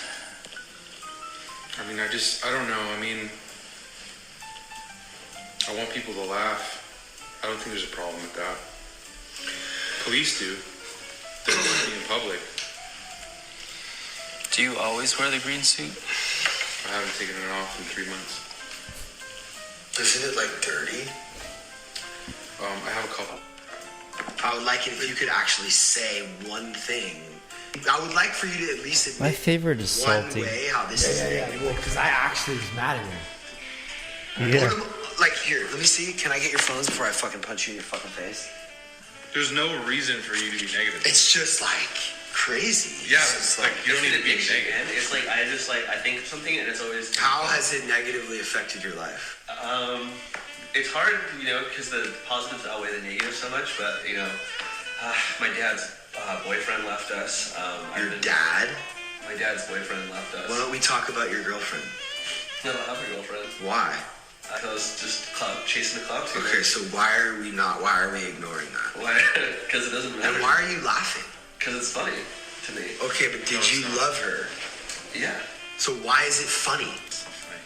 So we're like, we're basically in an AA meeting, and I mean we're basically in a and we didn't have a script. We're just riffing. That's pretty good. The thing Off- with just off the Salty is cuff. he does have like Yeah, well, we phones. all do. And he's like dating constantly. Yeah. We all were tapping into something real. I mean, did you forget the Tony part? He's cool. Yeah, he's an actor, right? Yeah, so Tony's an actor, and he did. That's Christopher Walken. See? I just don't think it's that big of a deep pursuit. So, Yeah, he's hilarious. You said now you got haters, you're chasing clout, and it backfired on you. And this is what's going to happen time and time again, because it's an empty pursuit. sometimes I don't even know who I am. If Yeah, I'm that's Christopher Walken. See? I just don't think it's that big of a deal, to be honest with you. If we're being honest, can't with everybody else in the room here, I just don't think it's that big of a deal. That's Vince Vaughn. So awareness is actually, he's not even aware. It is a big deal, because we got to be aware of the illness, or we'll get nowhere. And what's happening is our lives are falling apart. And what we're here for is to have something that's available. A Nate, good can you life. please get off your fucking A phone. good life. Dude, Wickham just copped the easy breads. I don't give a fuck, dude. Can you do that later? We're here for that very fucking reason, dude. But like, It's like I don't even have my own identity anymore sometimes, but I feel like that's just something that I feel guy's like so I have to do funny. with my life. I just.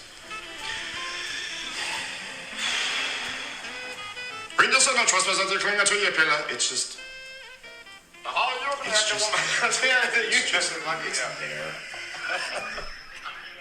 So we're just laughing, little ending like bloopers.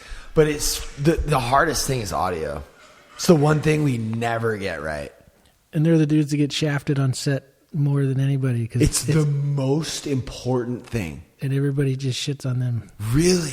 Because, you know, sorry, any camera department, but camera thinks they're the most important because they're the image, and you can't shoot a movie without the camera. So yeah, they always have this. But audio is so important. It really is. And it's the one thing we never get right. I don't think I've ever gotten it right. There's always something wrong, and it's unfixable. I can't. It makes it just, even in the show, we're making a show. That had like a Curb Your Enthusiasm kind of vibe to it or something. I don't know. Is that that scene right there just had like a... What? Had like a Curb Your Enthusiasm kind of vibe to it. Yeah, the music's a little loud. The audio's not great.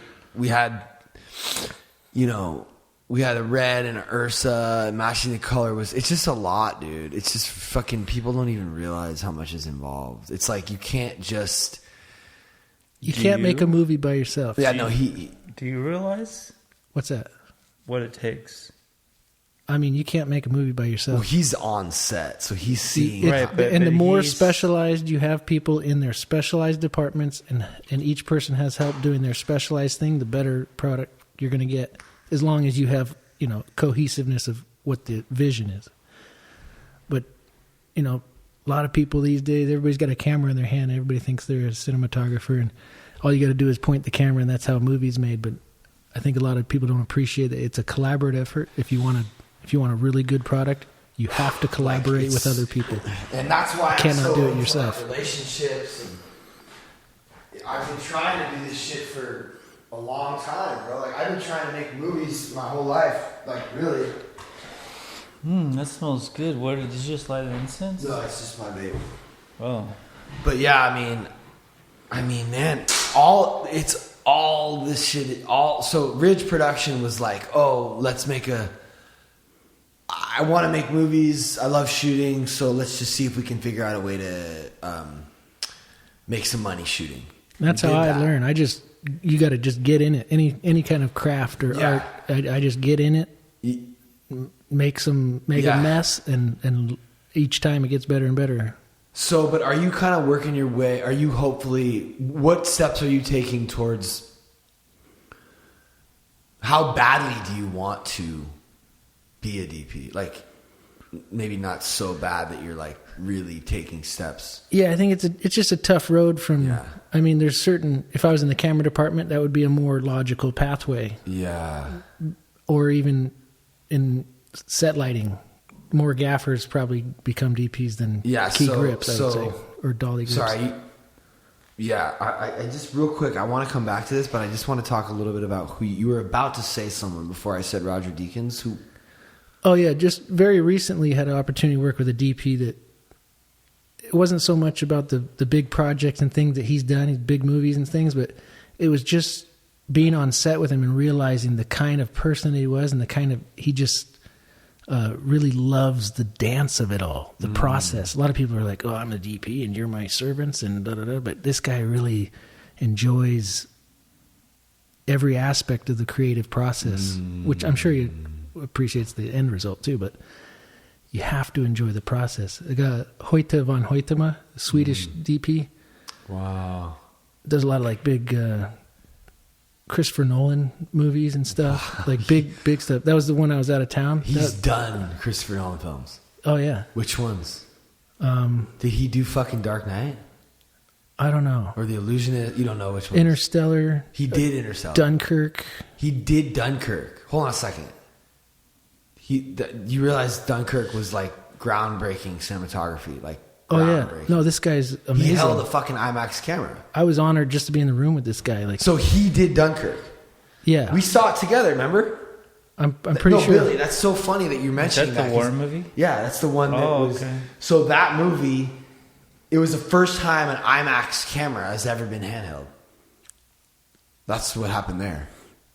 But yeah. So, this dude, he's an outside the box thinking kind of guy. And it's really. So like, it seems like you getting a chance to actually be a DP is going to be very difficult. Anything's possible, but like the path isn't clear. Right. And the industry is so different than only 10 years ago. Mm-hmm. Like I was in an incredible time in the industry, went from film, almost entirely film, to now entirely digital. Where LEDs were like... You're talking? Oh, yeah, sorry. LEDs are like, you can't light a room with an LED. Right. Now that's almost entirely what you see everywhere. Right, yeah, like my REs, like my hot RE lights. Like an LED used to only be used for that little indicator light on your stereo or whatever that is.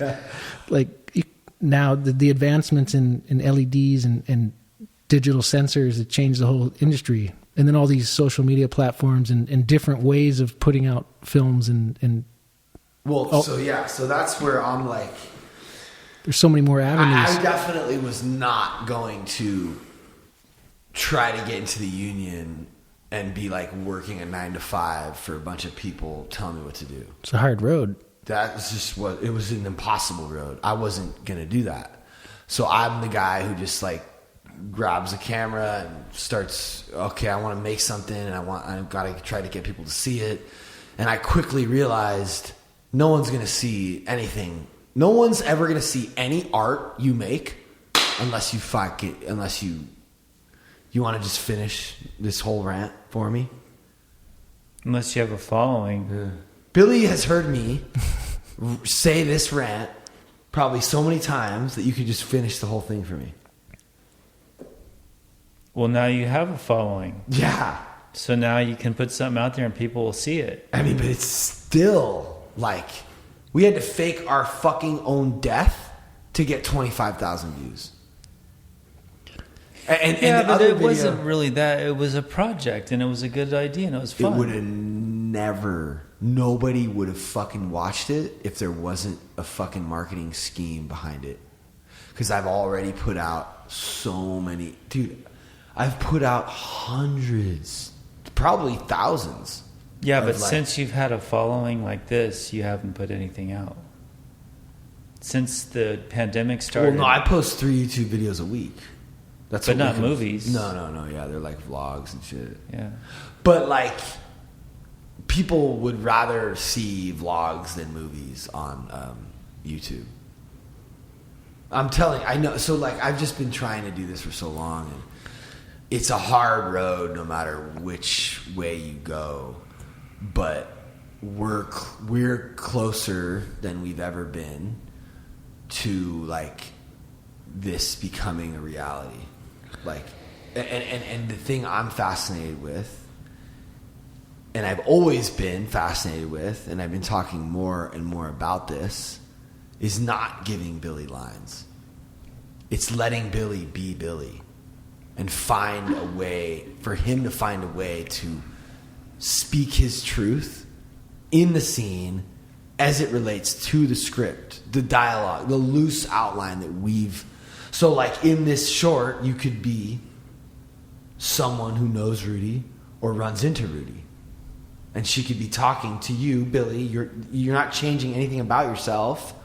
And you would be talking to her about your experience with the power and wanting to be one with her struggle and your relationship to that. And I think it's kind of a genius new approach to thank you. Cinema, really, because... But the other fascinating thing about it is our followers, they know Billy, they know Rudy, they know Wickham, they know all the characters, they know Danielle. So when we did this short, they were like, "Oh, that bitch, she's been living on his couch. Like she's already been, like the video of her sleeping on my couch, sober 11 days." Has a fucking 500,000 views. Yeah, so it wasn't just the film, it's the whole thing. Oh, no, it's the whole thing. And it's, thank you. I really appreciate what you're saying about how you think that's a good idea. But this has been something that's been sort of slowly developing. Yeah, some people can really vibe with that whole, just off the cuff and being themselves and act and either can or can't do the scripted thing. And some people need the script. They need structure, but they can, whatever you write, they can become it. The best actors in the world do that. We can't afford those people yet. Right. And some of the big time guys, they can't do anything, improvise. They can't do it. They want the structure, but they can become anything you write. Really? Yeah, I've seen but so Joaquin many. is like a. Yeah, that's another level. I relate to that. Yeah. To that, like he has to find. And I feel like when I'm watching him, I'm watching him. Right. But that's the crazy part though, is that he like legitimately like morphs into whatever character he's playing, and it's a version of him. Right. So yeah, that's a very.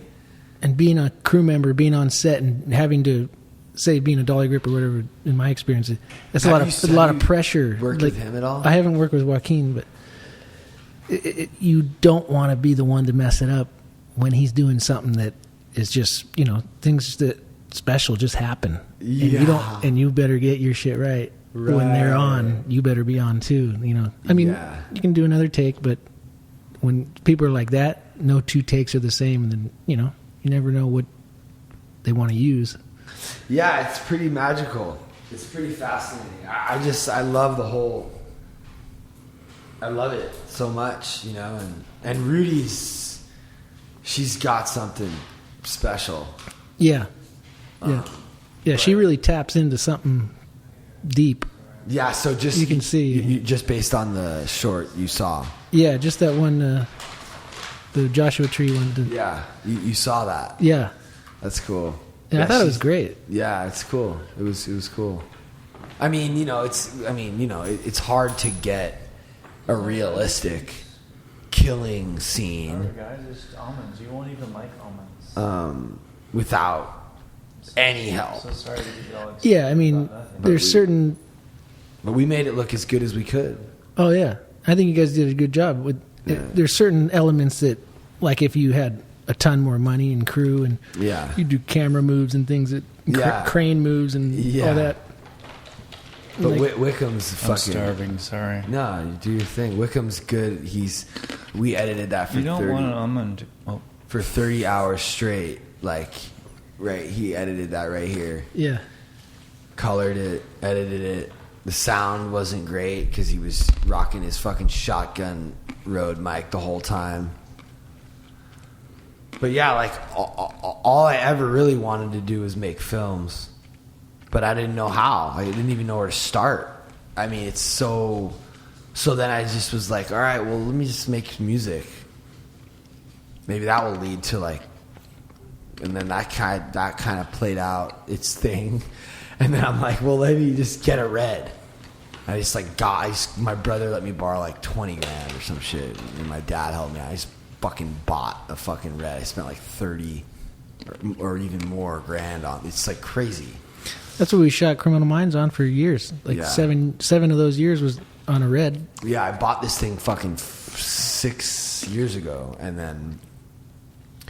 Yeah, and we started shooting a bunch of shit, and I was like, I just started to... I'm, like, at a point where I'm, like... I'm just, like, done making other people's stuff. I don't want to do that anymore.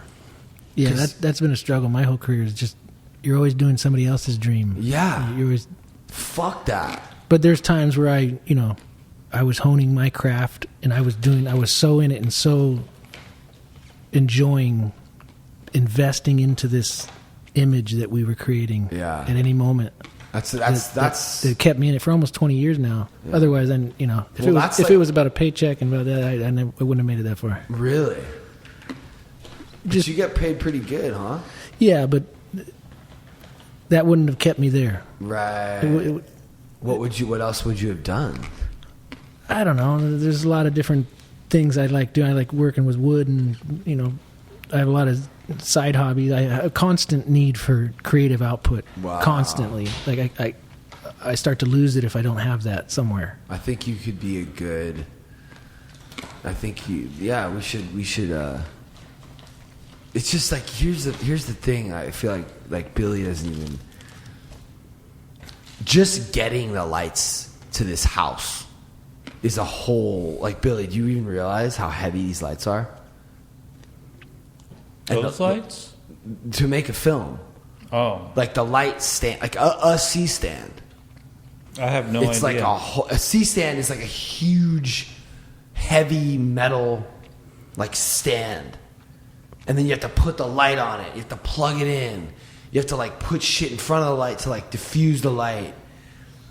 Yeah, that's not an issue for me. I've spent my whole life loading trucks and moving locations and loading the truck, go there, unload the truck, move all the equipment. So, like, you, Troy, Joe, and Wickham, and, like, me and Rudy and, like, maybe Billy could be, like, someone. But here's the thing is if we're doing something outside, we're not really going to need the lights. Right, you could do available light, and a lot of the time, instead of lights, you could be doing bounces and you know, day exterior is a grips world. You know, night exterior is electrician and set lighting. But like, understanding the edit is like so important. So you're like, okay, we got the shot of her walking up, and then now we need to get the shot of her saying whatever she's going to say. Editors make the best TV directors because they know in advance what they're going to use and how they're going to use it. They don't waste time. They're efficient TV directors, guys that come from the editing world. It really helps having an understanding of editing in the shooting process. They make efficient TV directors. Because TV's all about, I mean, it's time to shoot. We got 10 pages today to shoot, 10 pages of script to shoot today. And you better already have an idea what you're shooting. It's no time to, if you're making a feature film, you're doing 2 pages a day. Yeah, so that's always been something that's like really frustrating for me is like directors who don't edit and they just get like way too many shots, way too many takes. Yeah, and like, you don't know what you're going to do. What the fuck are you doing, fool? You think this is like they're like being like the artist. Yeah, if you're going to do it's artsy like, stuff. Bro, none of those takes are, nobody's ever going to see any of that shit you just did. Did you just do all that to look good on set? Because you just wasted a bunch of money, time, and now the fucking editor has to deal with all that shit. They have to go through get what you need and get the fuck, move on. That happens all the way up on big hit TV shows.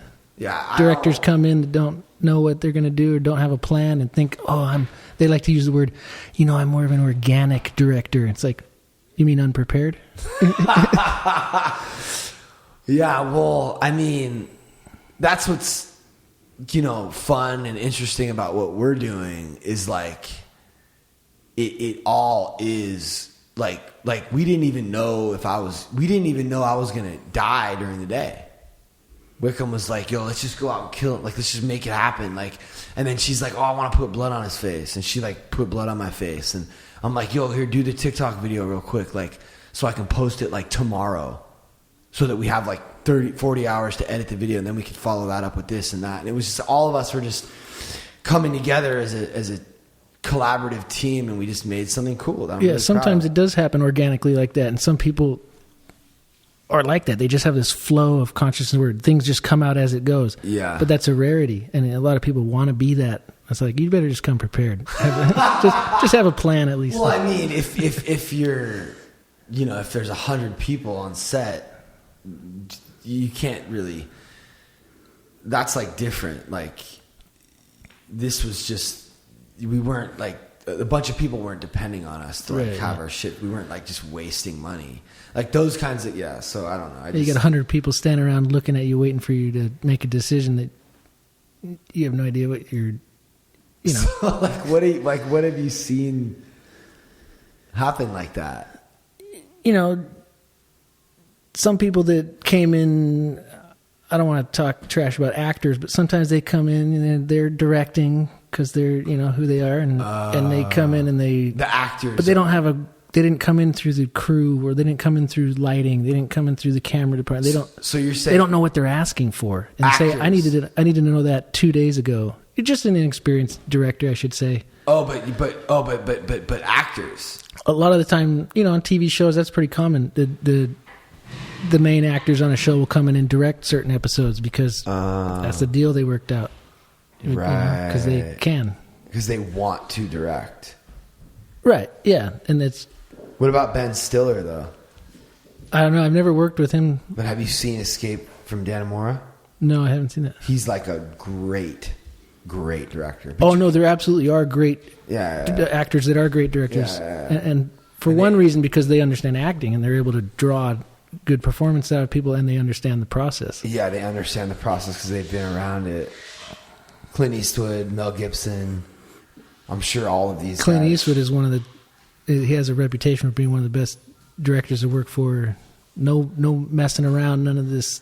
Like, he knows what he wants. He comes in, he does it quick, and really, and it's a good set environment.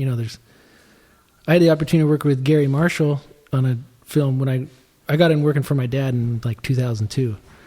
Did you get to that, Billy? No, we haven't. I thought he was going to do all the investigating. Yeah, we kind of got, his dad was a big DP or key grip. For since the I got 70s. that before the podcast. He's third generation. Yeah. And his brothers all do the same thing. Yeah. A lot of my dad's side of the family, his brothers, their dad, my grandfather. Is that why Joe does it? He got in independently. But like because of you guys. But then once he got into the union, we were able to hire him on jobs that we were on, and it helps having a lot of family in the business. Wow. My cousins and my two of my uncles who are passed now were local 80, and is the industry just falling apart? It's going one direction. It's not getting better. So is Gary? Who's Gary Marshall? Gary Marshall is a director. Did Penny Marshall. I think Gary Marshall. Happy Days. I think he did Happy Days. Oh yeah. But he was doing a lot of Disney stuff, and there was a couple of features I worked on. Here's the thing about the industry is I feel like it's if anything, there's more shit being made. Way more content. So it's the same thing that's happening to every industry, okay? There's more opportunities for more people that are less like lucrative. Like, right? Yeah, there's just so many people making films and TV that not everybody's coming up through the same process as late in the old days. You had to, go through the different training process. Now there's just people that come in and, hey, I'm a DP. Yeah, I'm a producer. What about this? Like, hey, I'm a fucking producer. I'm a rapper. Mm-hmm. Blueface blew up after literally he started rapping. 6 months later, he was a millionaire. Just because he had tattoos on his face and he made some fucking Tatiana. Because he had so that's the thing is if you can speak to the children. Yeah, if you can sell whatever it is you're selling. But but I think thinking outside the box and kind of being honest and being willing to take chances and do interesting weird shit that will speak to kids or just speak to real people. So can I just intervene here because I'm gonna probably have to eat something soon. Yeah, we're good. Wait! No, we're not. Yeah, I could get a bite too. What are you gonna eat? Something at home, I guess. Cory, is there anything that you hold dear to your heart or anything you would like to say to people that's really made a impact on your life or something that you learned over the years the hard way, or is there or something that inspires you or anything like that before we end this podcast? Because I feel like I haven't really got to know you as thoroughly as I would have liked to. But we did learn a lot about making movies, and that's fucking cool. Well, and I spent an hour and a half talking about God. Yeah, Yeah. I do appreciate some of the early questions, and those are some tough questions to answer. But I was hoping that you would ask something difficult, because I've heard, and you always say it like, "Oh, I hope I can ask this." I go too deep, but that's what I was hoping for. You know what's weird is I feel like because of the industry you work in, I might fuck you up because like it might affect you getting hired or something. Is that not the case? Oh, I'm not worried about that at all. I mean, okay. And I also there's a pretty strong opposition to God and Jesus in this industry in particular. Oh, that's true, yeah. But I'm not worried about that. But addiction is a big part of the industry. I don't really know you, but that's never stopped me before. But I guess I kind of admire you in a way because you add a lot to the meeting. So maybe I've been a little... Or maybe I'm just not in a bad mood. Maybe I need to come here in a bad mood so I can just, you know what I mean? No, like what? Like what? Like, why don't you just tell us? Like, what do you? I don't really have those. They're not in me. You know? We could do another podcast. Well, what were you thinking? Well, what do you mean? What were you thinking he was going to ask? Well, I was just referring to what he asked earlier about just faith and oh, right. But then also about addiction and things like that, I think. No, what he's saying is he's listened to other podcasts where I've laid into people pretty hard. Yeah. Oh. No, I think you just have that cautionary like disclaimer before you ask questions. Oh, yeah. And I've heard you ask it a lot, and I was expecting. Wait. What? Oh, you're saying here tonight he had cautionary? No, I didn't. Billy often does. He before he asks somebody something he goes, "I hope I'm not offending you, and I hope I can ask this, and if I can't, tell me." And I was prepared to answer any question at all. Some hard stuff, huh? I think that it builds character to be able to be honest and transparent. I think that's what this whole podcast is about. I mean, about learning to lose is about. Ultimately, I really want to help people because, like I said, this kid hit me up. He's 23. He's listening to the podcast. He's reached out to me.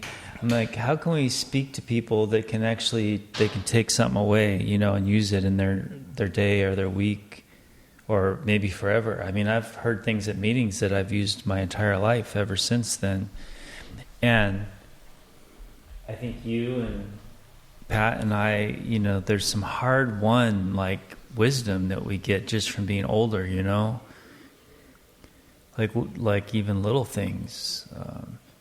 So, it's always, to me, it's always inspiring to learn something like that, but you can't just come off the top of your head, it comes and it goes, like you may have a wealth of stuff in there, but unlocking it is sometimes like not even a trick. It's like almost God sort of just makes it happen. Right, yeah. I feel like I have a lot in my head, and I don't always have direct access to it. I do better with direct questions, even difficult questions, and I don't know what's in there until somebody asks me the right question. Right, and that's usually my forte, but I don't know. I guess I'm just not... Hey, you said there was a chapter, like a wisdom chapter? Oh, yeah, the book of Proverbs is what I was referring to. It's about... Do you like that? What's that chapter? Like, you like that one? I feel like we should go through that or something. Yeah, the book of Proverbs, I mean, there's a lot that I think could apply to this whole concept, learning to lose, or just addiction in general. How do you interpret it, though? Like, when you read the Bible, do you actually know what it's saying? Or is it because of your Bible studies and stuff that you figure that out? Or... Well... Scripture is kind of mysterious, and as you read more of it, it becomes less mysterious because you see patterns in it, and you see that one person is confirming something, another idea about it. So Scripture kind of interprets Scripture. The more you know of it, the easier it is to interpret the smaller parts of it. And I think you have to see the whole big picture of what from Genesis all the way through, what the big picture is that's being presented. Are you a happy person generally? Are you like sort of a negative? I would say I have a pretty happy demeanor most of the time. So you're not like existentially questioning life as you go through days, and you're not going to work going, fuck, how am I going to get through this day? Because that's what I do. I think Oh, thanks. Yeah, I'm hungry. But can you eat that? I don't know. It doesn't have the ingredients on it, but I'm going to eat it anyway. I definitely have moments where I'm questioning, like, and I've had depression and things, but never like a sustained season even of. So how do you do these long relationships? Are you just a balanced dude? That might be part of it, and some of it, which I think led to ultimately the collapse of my first marriage, was just, a lot of just submitting. I tell myself this story. I'm a middle child. I have severe middle child syndrome. Nothing's ever mine, or I'm never in control of anything. So then, but then I resent. Oh yeah. I resent the having submitted and given it to control to someone else. Like what? Well, just in my first marriage, I think a lot of the time I just allowed her to make a lot of choices that, maybe I wanted to make the choice to make her. I felt that it was my duty to make her happy. Yeah, I would give her. Like what? A house or?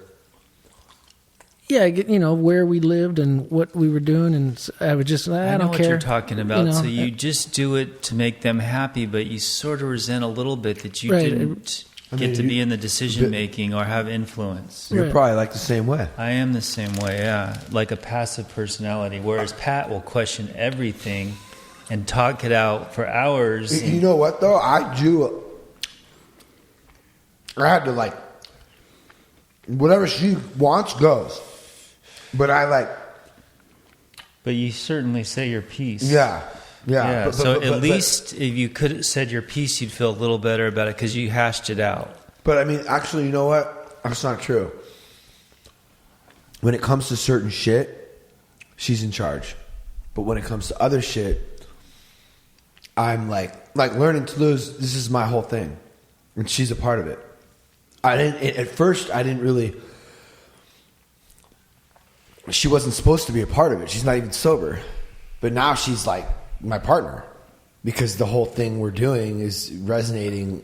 We're growing because of her and me as in a couple. So have you learned from your last relationship and this relationship? Do you now say more about what decisions are made and stuff? Oh, yeah. I mean, there's a lot that was learned and a lot that my fiance now, we've set boundaries and talked about these things that that may have led to problems and whatever. And I think it's really important to set boundaries and be clear as to what expectations you have and what before it turns into a into a shit show. Right. I mean, if you acquiesce to the other power, later on it comes out. So you have to deal with all the little shit. Right, it's like funny. So it makes it so difficult. I don't even know how not to.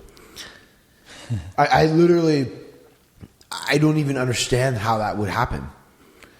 Like, can I just get one example? Like, what's the big? Do you not want to talk about it? Or no, I'm absolutely open to talking. Like, what are you talking about? What broke up the marriage? What disagreement? Here, let me set the stage a little bit, though, because you're a different type of personality. Me and him have similar personalities. Yeah. So you don't mind conflict. You don't even worry about it. Me and him probably try to avoid conflict as much as possible. That's at the core of submitting is I'd rather be a martyr and give it to you, the choice or the decision or whatever it is, than deal with the conflict of confronting that issue. And speaking up and she may not even know that I did that. Right. And then I wonder later why she doesn't apologize for it, or she has no idea she even did it. Right. That's amazing that you see that though. But I want an example. I understand. Right. Okay. And it's not so much an example specifically. It's on you. You got to give us an example now. Yeah, and that's difficult because it's not so much one issue. I think I'll be able to come up with an example, but a lot of the time it's a million little things. I know, but I'm sure raising kids is a big one. Yeah, and faith was a big part of it too, where I felt like I was taking it somewhere and all these things that were sacred to me couldn't care less about. Yeah. Like I felt like there wasn't a lot of connection intellectually. Not that she's not intelligent, but that. And you guys have a good relationship? We can communicate and be in the same room and not cut each other's heads off. But we can, especially when it comes to things with the kids, and finances are tough. But what about like feelings? When you're in the same room with her, do you feel that love? No. I mean, I don't. Huh. There's no feelings? Not like that, no. Really? How long has it been since you've been with her? God, this just started getting really good. 4 years, I guess. 2 hours in, and we're getting to the good stuff. I think it's been 4 years. But you know what? I want to have you on again. Just so you know. I hope you're down. I would love to do it again. Because we haven't, we've had Jason on 3, John, the good guest. I love that we're sort of creating a Rolodex of like guests that could be repeatable.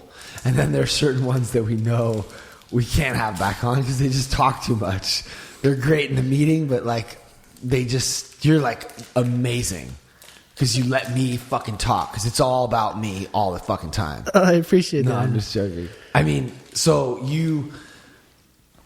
that was fucking. I think the strongest feelings I have, say we're in the same room, or I'm thinking about like regret of the divorce and these kind of things. It's like, I think it's more about how painful a divorce and how difficult it is. What you so it's been 4 years. Yeah. But in the first year, you were not over her. Oh no, You left her. Yeah. Oh. It was my choice. So is she still in love with you? I don't think so. She was though for a while. She was really hurt. At first, she was definitely very hurt because I did some hurtful things. I mean, I wasn't faithful.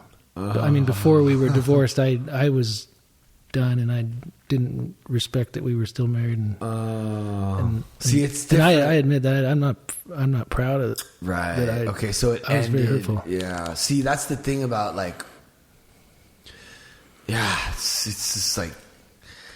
It's so weird. I feel like when I started bringing up the open relationship thing before we were married, and I was just gone a lot, and I was like, I don't know.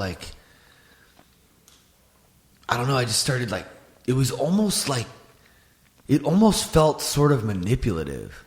Like I'm trying to convince this girl to let me fuck other chicks.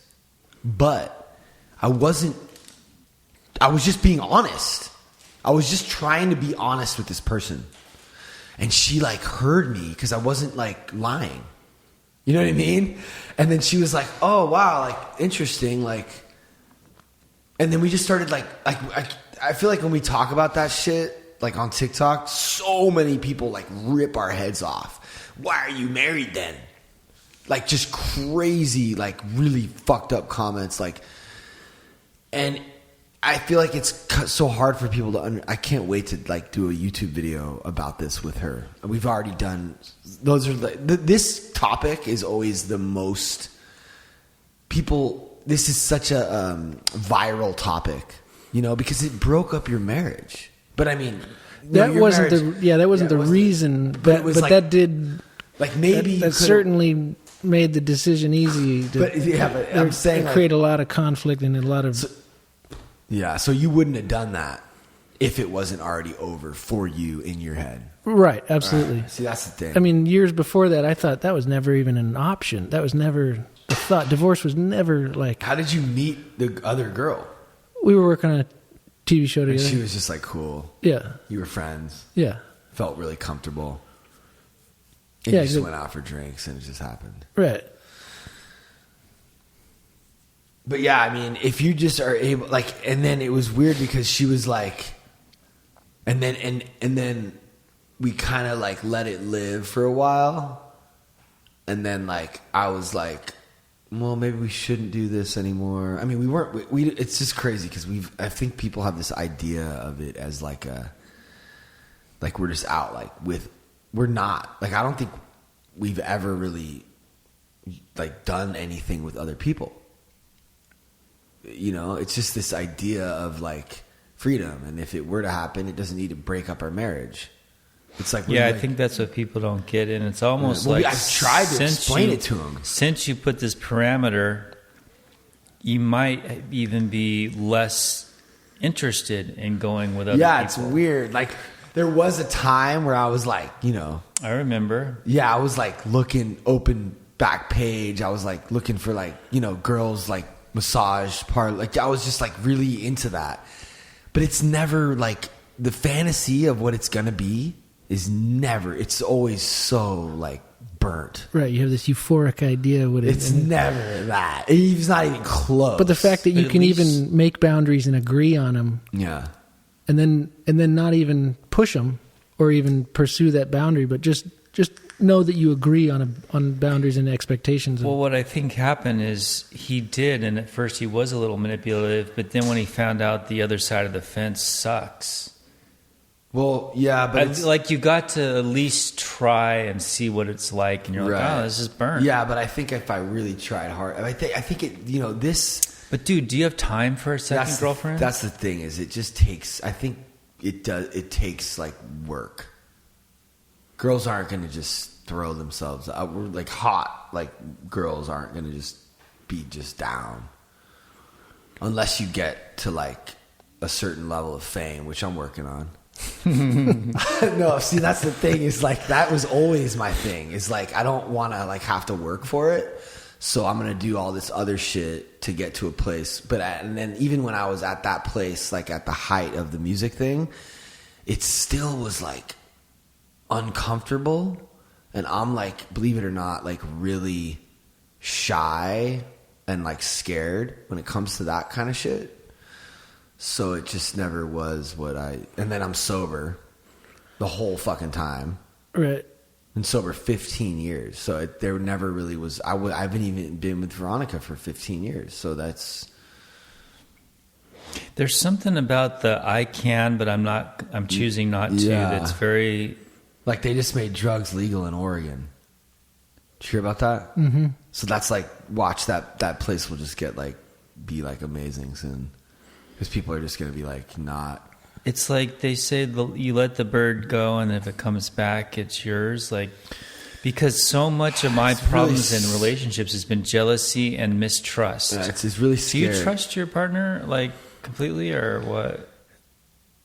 Yeah, I mean, there's always thoughts, and there's always the mind goes to dark places. But I'd trust her. You know what though? If she has friends that it might or a guy or whatever, I don't think Yeah. Oh, really? So she can go out with a guy friend and you're cool? I mean, if it's just the two of them, and it's like, I mean, there's certain red flags. It's like, what's going on here? See, here's the thing, dude.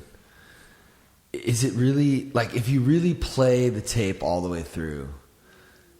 Is it as dark as your mind is making it? Like so what if the girl you're with right now was like, yo, like nobody can replace you, I love you, it's never gonna be anyone but you, but I kind of want to do this thing over here. It's hard. But like, why is it so hard? Dude, trust me, I've been through that hard feeling. And it's only hard because we're like afraid, and like, we don't know, we're afraid to lose them, and it's all like insecurity stuff, But I don't know how I really even feel about it, but I'm just asking the question just for conversation. Yeah. What's the point really if it's never going to be what you have with the person you're committed to? It's only like, because you'll never have the emotional and psychological intimacy that you have with your wife. Because it's exciting. Yeah, I guess. Oh my God. But have you ever seen, I mean, I could show you photos right now of girls that will just immediately make you want to. So if that's something that we want, and this is, I guess, a little bit of a tricky conversation with someone like Cory, who's pretty, like, you really believe all that stuff about.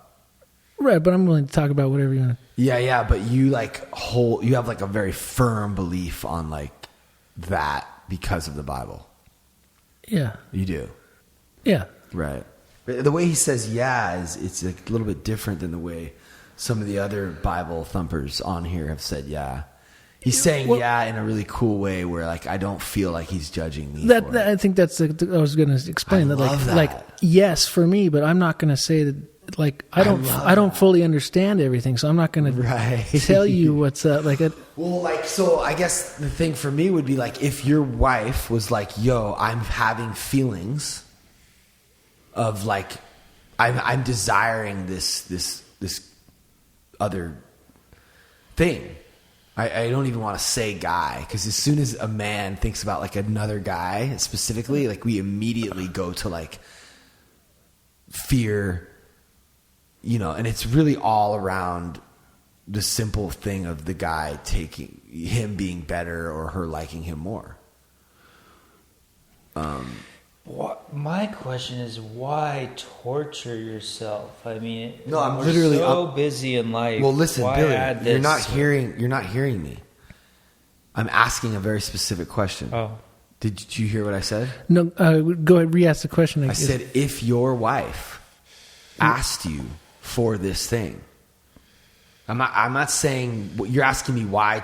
I'm not saying okay. it's my decision. This is your wife. You're married to. You trust. You know. You guys are like you and Veronica. Yeah. If you had that kind of a relationship, which most people don't. Well, I'm just saying right now. Okay, you're with a girl. I would say yes, but did I get to also? Right. Okay. Maybe I would say that.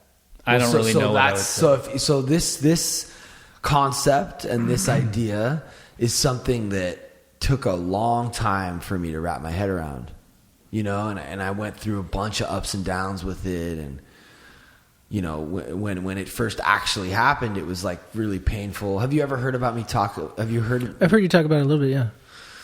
It's weird that I'm even the guy to be able to talk about this. I never thought I would be, but it's I've found that it's the men are the ones that are the insecure ones. Yeah, I think that would probably be what I struggle with the most. Like, what are you missing in our relationship? That's the right question. What are you lacking here that I'm not giving you that you need to go outside? Like, yeah, like I mean, I don't know how I would get past that. Well, that's the question that we should be asking, not like you fucking bitch, right? Like, so that's the thing I talk about, or I want to talk about more on these platforms is like, don't get mad at your partner for doing that or wanting to do that. Figure out what's going on. So many marriages break up from that. You know what's going on So often? You're sorry. No, it's fine. It's like, okay, I'm just going to make a scenario. So if my ex was more open to dressing slutty, making a whole scenario, like satisfying that part, I would be pretty satisfied, I think. If there was communication, like, I like this, let's do this role play, or let's get a toy, let's explore, let's be a little... Bro, come on, dude. What? It's just never... That's never going to be the case? No, I'm saying you're never going to be able to do what a stranger can do. You're just never going to be able to do it. There's something about a new person that's You know who we should get on here next? Well, I was just right in the middle of talking, but... I just interrupted you. Who should we get on? Never mind. I don't want to mention his name. I don't know if he wants me to. So. Yeah, well... So yeah, that it's just really just comes down to that simple. And I'll be honest with you, when we did do that, it took our desire for each other to like a whole nother level. Why? I don't know. It just did. Right. Is there a way that I could offer that to you? Whatever it was that you were seeking in that experience, is there some way I could give that to you without going there? Or is that... I don't think it's... Or that you... I feel like we needed to like see that others desired both of us. Like we needed to like feel that and then come together. Like, I don't know, like there's something about that. Yeah, there's something hot about like jealousy. I don't know. It's hard to explain.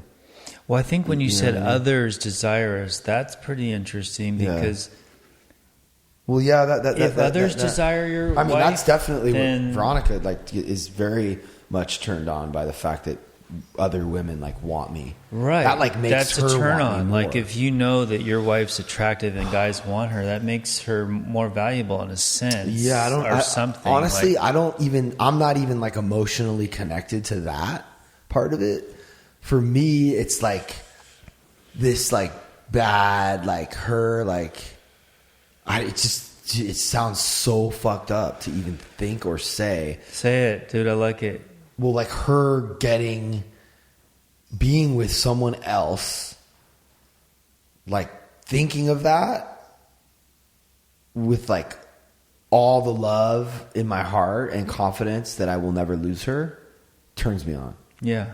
But you have to know that that you are way more like that no one will ever be able to take your place.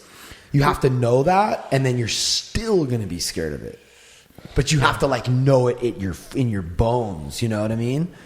I think we also have to give a full picture that you were fucked up and in the fetal position, and it wasn't an easy experience for you at all. I mean, I was like, yeah, whatever, cool. And then like it happened, and it was like, but I think it also had something to do with me not being able to, like, I wasn't even able to do my thing. And then it was like, it was hard. It'd be a lot of pressure and anxiety. I can't imagine myself even getting that far. Just couldn't get over my. Well, maybe if you were drunk, and he has no social lubricant either, so well, it's all they were all time. drunk and high, and I was sober, so it was like.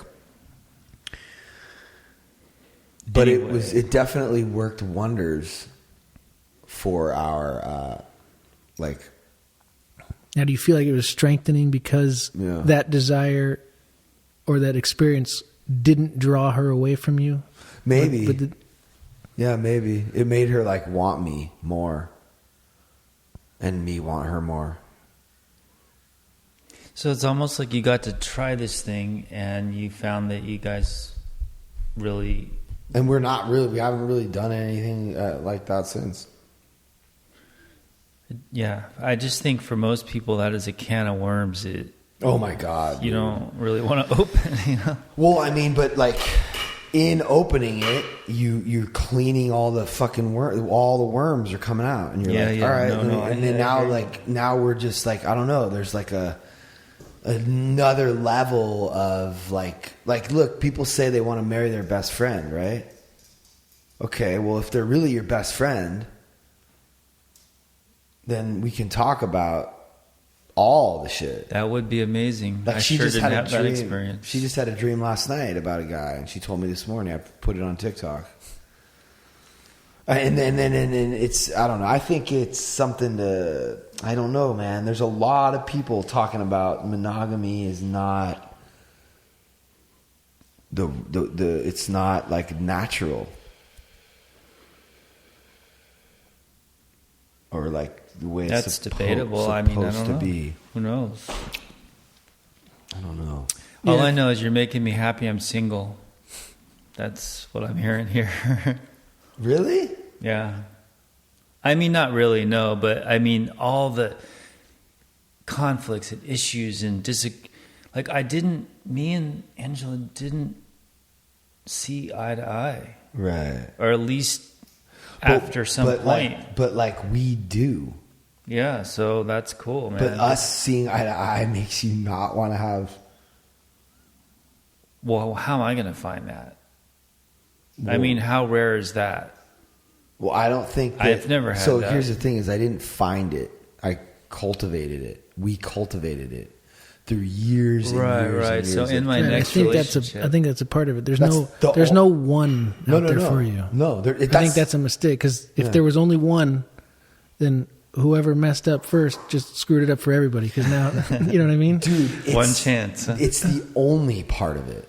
It's you work, you make it work, and it's never gonna just work. There's no such thing as like you make it what it is, and it's gets a little better every day. I mean, if that's the one big takeaway from this whole pot or whatever, just is like, yeah, like it's learning to lose. It's literally like, oh, we had an argument, but we grew a little bit, we got a little closer, and we just keep. You kind of have to risk losing, because 100%. To engage in that conflict and say what you want and how you really feel is taking the risk of pushing that person away. Yeah, it's the only way though, because it's like that thing of like, if it wasn't meant to be, then it's not meant. Like, what's the thing? Like, I might as well find out now, because I don't really want, like, pretending that you're something to get the job and then you get it. It's just like, okay, now 10 years from now, you're going to fucking not have it anyway, because it's not what you really wanted, because you didn't get it by being authentic. Like, like, do the thing you want to do, because like, be the person you want to be, because like, eventually that's what's going to make you happy. Or if you're pretending so that you can get the thing, eventually it's gonna. Then it wasn't worth pursuing. What you ended up with wasn't worth pursuing at all. Yeah, and you're not really going to be able to maintain it. You know what I noticed on this dating app is the really hot girls, like the glamour girls, you know, they're just after money. I don't think they really even give a shit about the dude, as long as he'll pay for shit and give him a certain lifestyle. Yeah, man. I don't. And it's very rare to find someone that seems genuine. It's so fucking overwhelming. Yeah, I mean, the odds are just so stacked against you on those apps. That's why, like, I kind of look at like Tim. Like, Tim's out there like finding them for reals, because the girls. Well, I had an interaction the other day, but it takes, again, risk of conflict, risk of reaching out and like trying to talk to someone. For me, being super shy, I don't even know like how, like, certain people just do it. They that's just how they are. That's but how for you me, have it's to like, be. I got to think, oh, here's an opportunity. This girl's at Starbucks. These two girls were checking me out. I could tell. And I'm like, okay, they're in my age bracket and stuff. What? They're sitting at another table. What do I do? What'd you do? Nothing. Yeah. I smiled.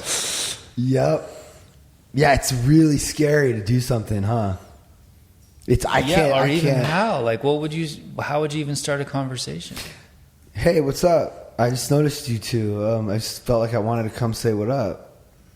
And then they just stand there. And then they just laugh and giggle, and you stare at them like you're a fucking lion, and they're just little cubs, and you're just ready to kill them. Have you ever seen Swingers? You remember? I don't remember the exact scene. He goes, you got these fucking these claws, and you're looking at your claws, and you're like, what do I do with these claws? And the girl's just like a little bunny rabbit, and you just like. And that's the fucking dude. The crazy. I told Wickham today. I'm like, bro, if you just fucking keep pursuing this girl, like this girl basically told him, like, I'm good. I don't want to see you again. I don't have time, or I'm not in the position. I'm like, don't even listen to that. Just keep fucking going. That's after sort of her. the task. I've been realizing. You got to just not give a fuck. As the man, you sort of have to. Yeah, and then all of a sudden they don't even know. They didn't even know they liked you, and now all of a sudden they do, because you're just like pushing them around. I mean, not like physically, but like. Mentally and emotionally. Showing that man, like, dominance type thing. I mean, I'm not like that guy. I'm just saying. I mean, I have been that guy, and I can be that guy when I'm in the right headspace or when I'm loaded or whatever. And whenever I'm that guy, whatever, I get any girl I want. The hottest. I've literally just walked up to the hottest chicks ever and been like, we're going to go to a show together. I want to take you to this concert. You don't even ask. You just say, hey, so I'm going to take you to this concert next week. Cool? I'm going on Wednesday. Like, what if you just did that? That'd be crazy, right? They would be like, well, here's the problem, or you walk up to the girl and you go, hey, you just hand her your phone. You just go like this. Next time you see a girl that you want to, just be like, yo. But the thing is, I don't even know if I want to. In my head, I'm like, just be like, hey, just open up your contact list and go to add a new contact and be like, hey, can you give me your number? And they'll look at you and you just look right into their fucking eyes. You say, yeah, just I don't want to bother you right now. You're with your friend, but I'm going to hit you up later, okay? I bet you it would work. Do you have the balls to do that? No, that's not me. I think I'm more on your end of the spectrum. No, like I'm not that. But I fully can be that guy. But it seems like that might work because if they are interested, they probably just give you your number and then if you can they're talk to not, them later. And like I said earlier, if they're not, fuck it. Then that wasn't supposed to be anyway. You might as well just get right down. But me to in my it. head, there was two there, so I'm like, which one do I? Like it's more complicated. You could even just be like, yo, whoever's down, let's go. You both seem chill. But here's the thing, and you can't give them your number. You have to get theirs because that shows. Oh, dude, I got this girl's number. I went to EDC like a little while ago, and this girl was like, oh my God, dude. Oh, she's like, oh, your tattoos, and she like kind of like, I feel like she kissed me, but she was wearing a mask because it was like COVID, or was it COVID, or maybe she was just wearing a mask because it had like Vicks on it. I think she was like on E or something. And she's like, give me your number, and I gave her my number, and I just like wish she didn't even call. I just like was like, oh, I wish she. What do you like? You got to get their number. Oh, I tried to like get her Instagram or some shit, but I was trying to be cool. Also, when a girl's on drugs, like I've been at a club and some girl come up and kiss me or something. Yeah. And then, but they're just. Yeah, that's all they wanted to do was just like make out with you and. Fuck, man. There was another super hot chick that at EDC that was like that I was like under this blanket with. And what's EDC? Like a rave. Electric Daisy Carnival. Yeah, in Vegas. And we were like in the VIP, like which like costs because we were filming. We filmed the whole thing, so we could just go wherever the fuck we wanted to go. And it's a different thing back there. Like if you're back there, like you're just like with the most insane chick, bro. Like I can't even explain to you these chicks. They are those chicks.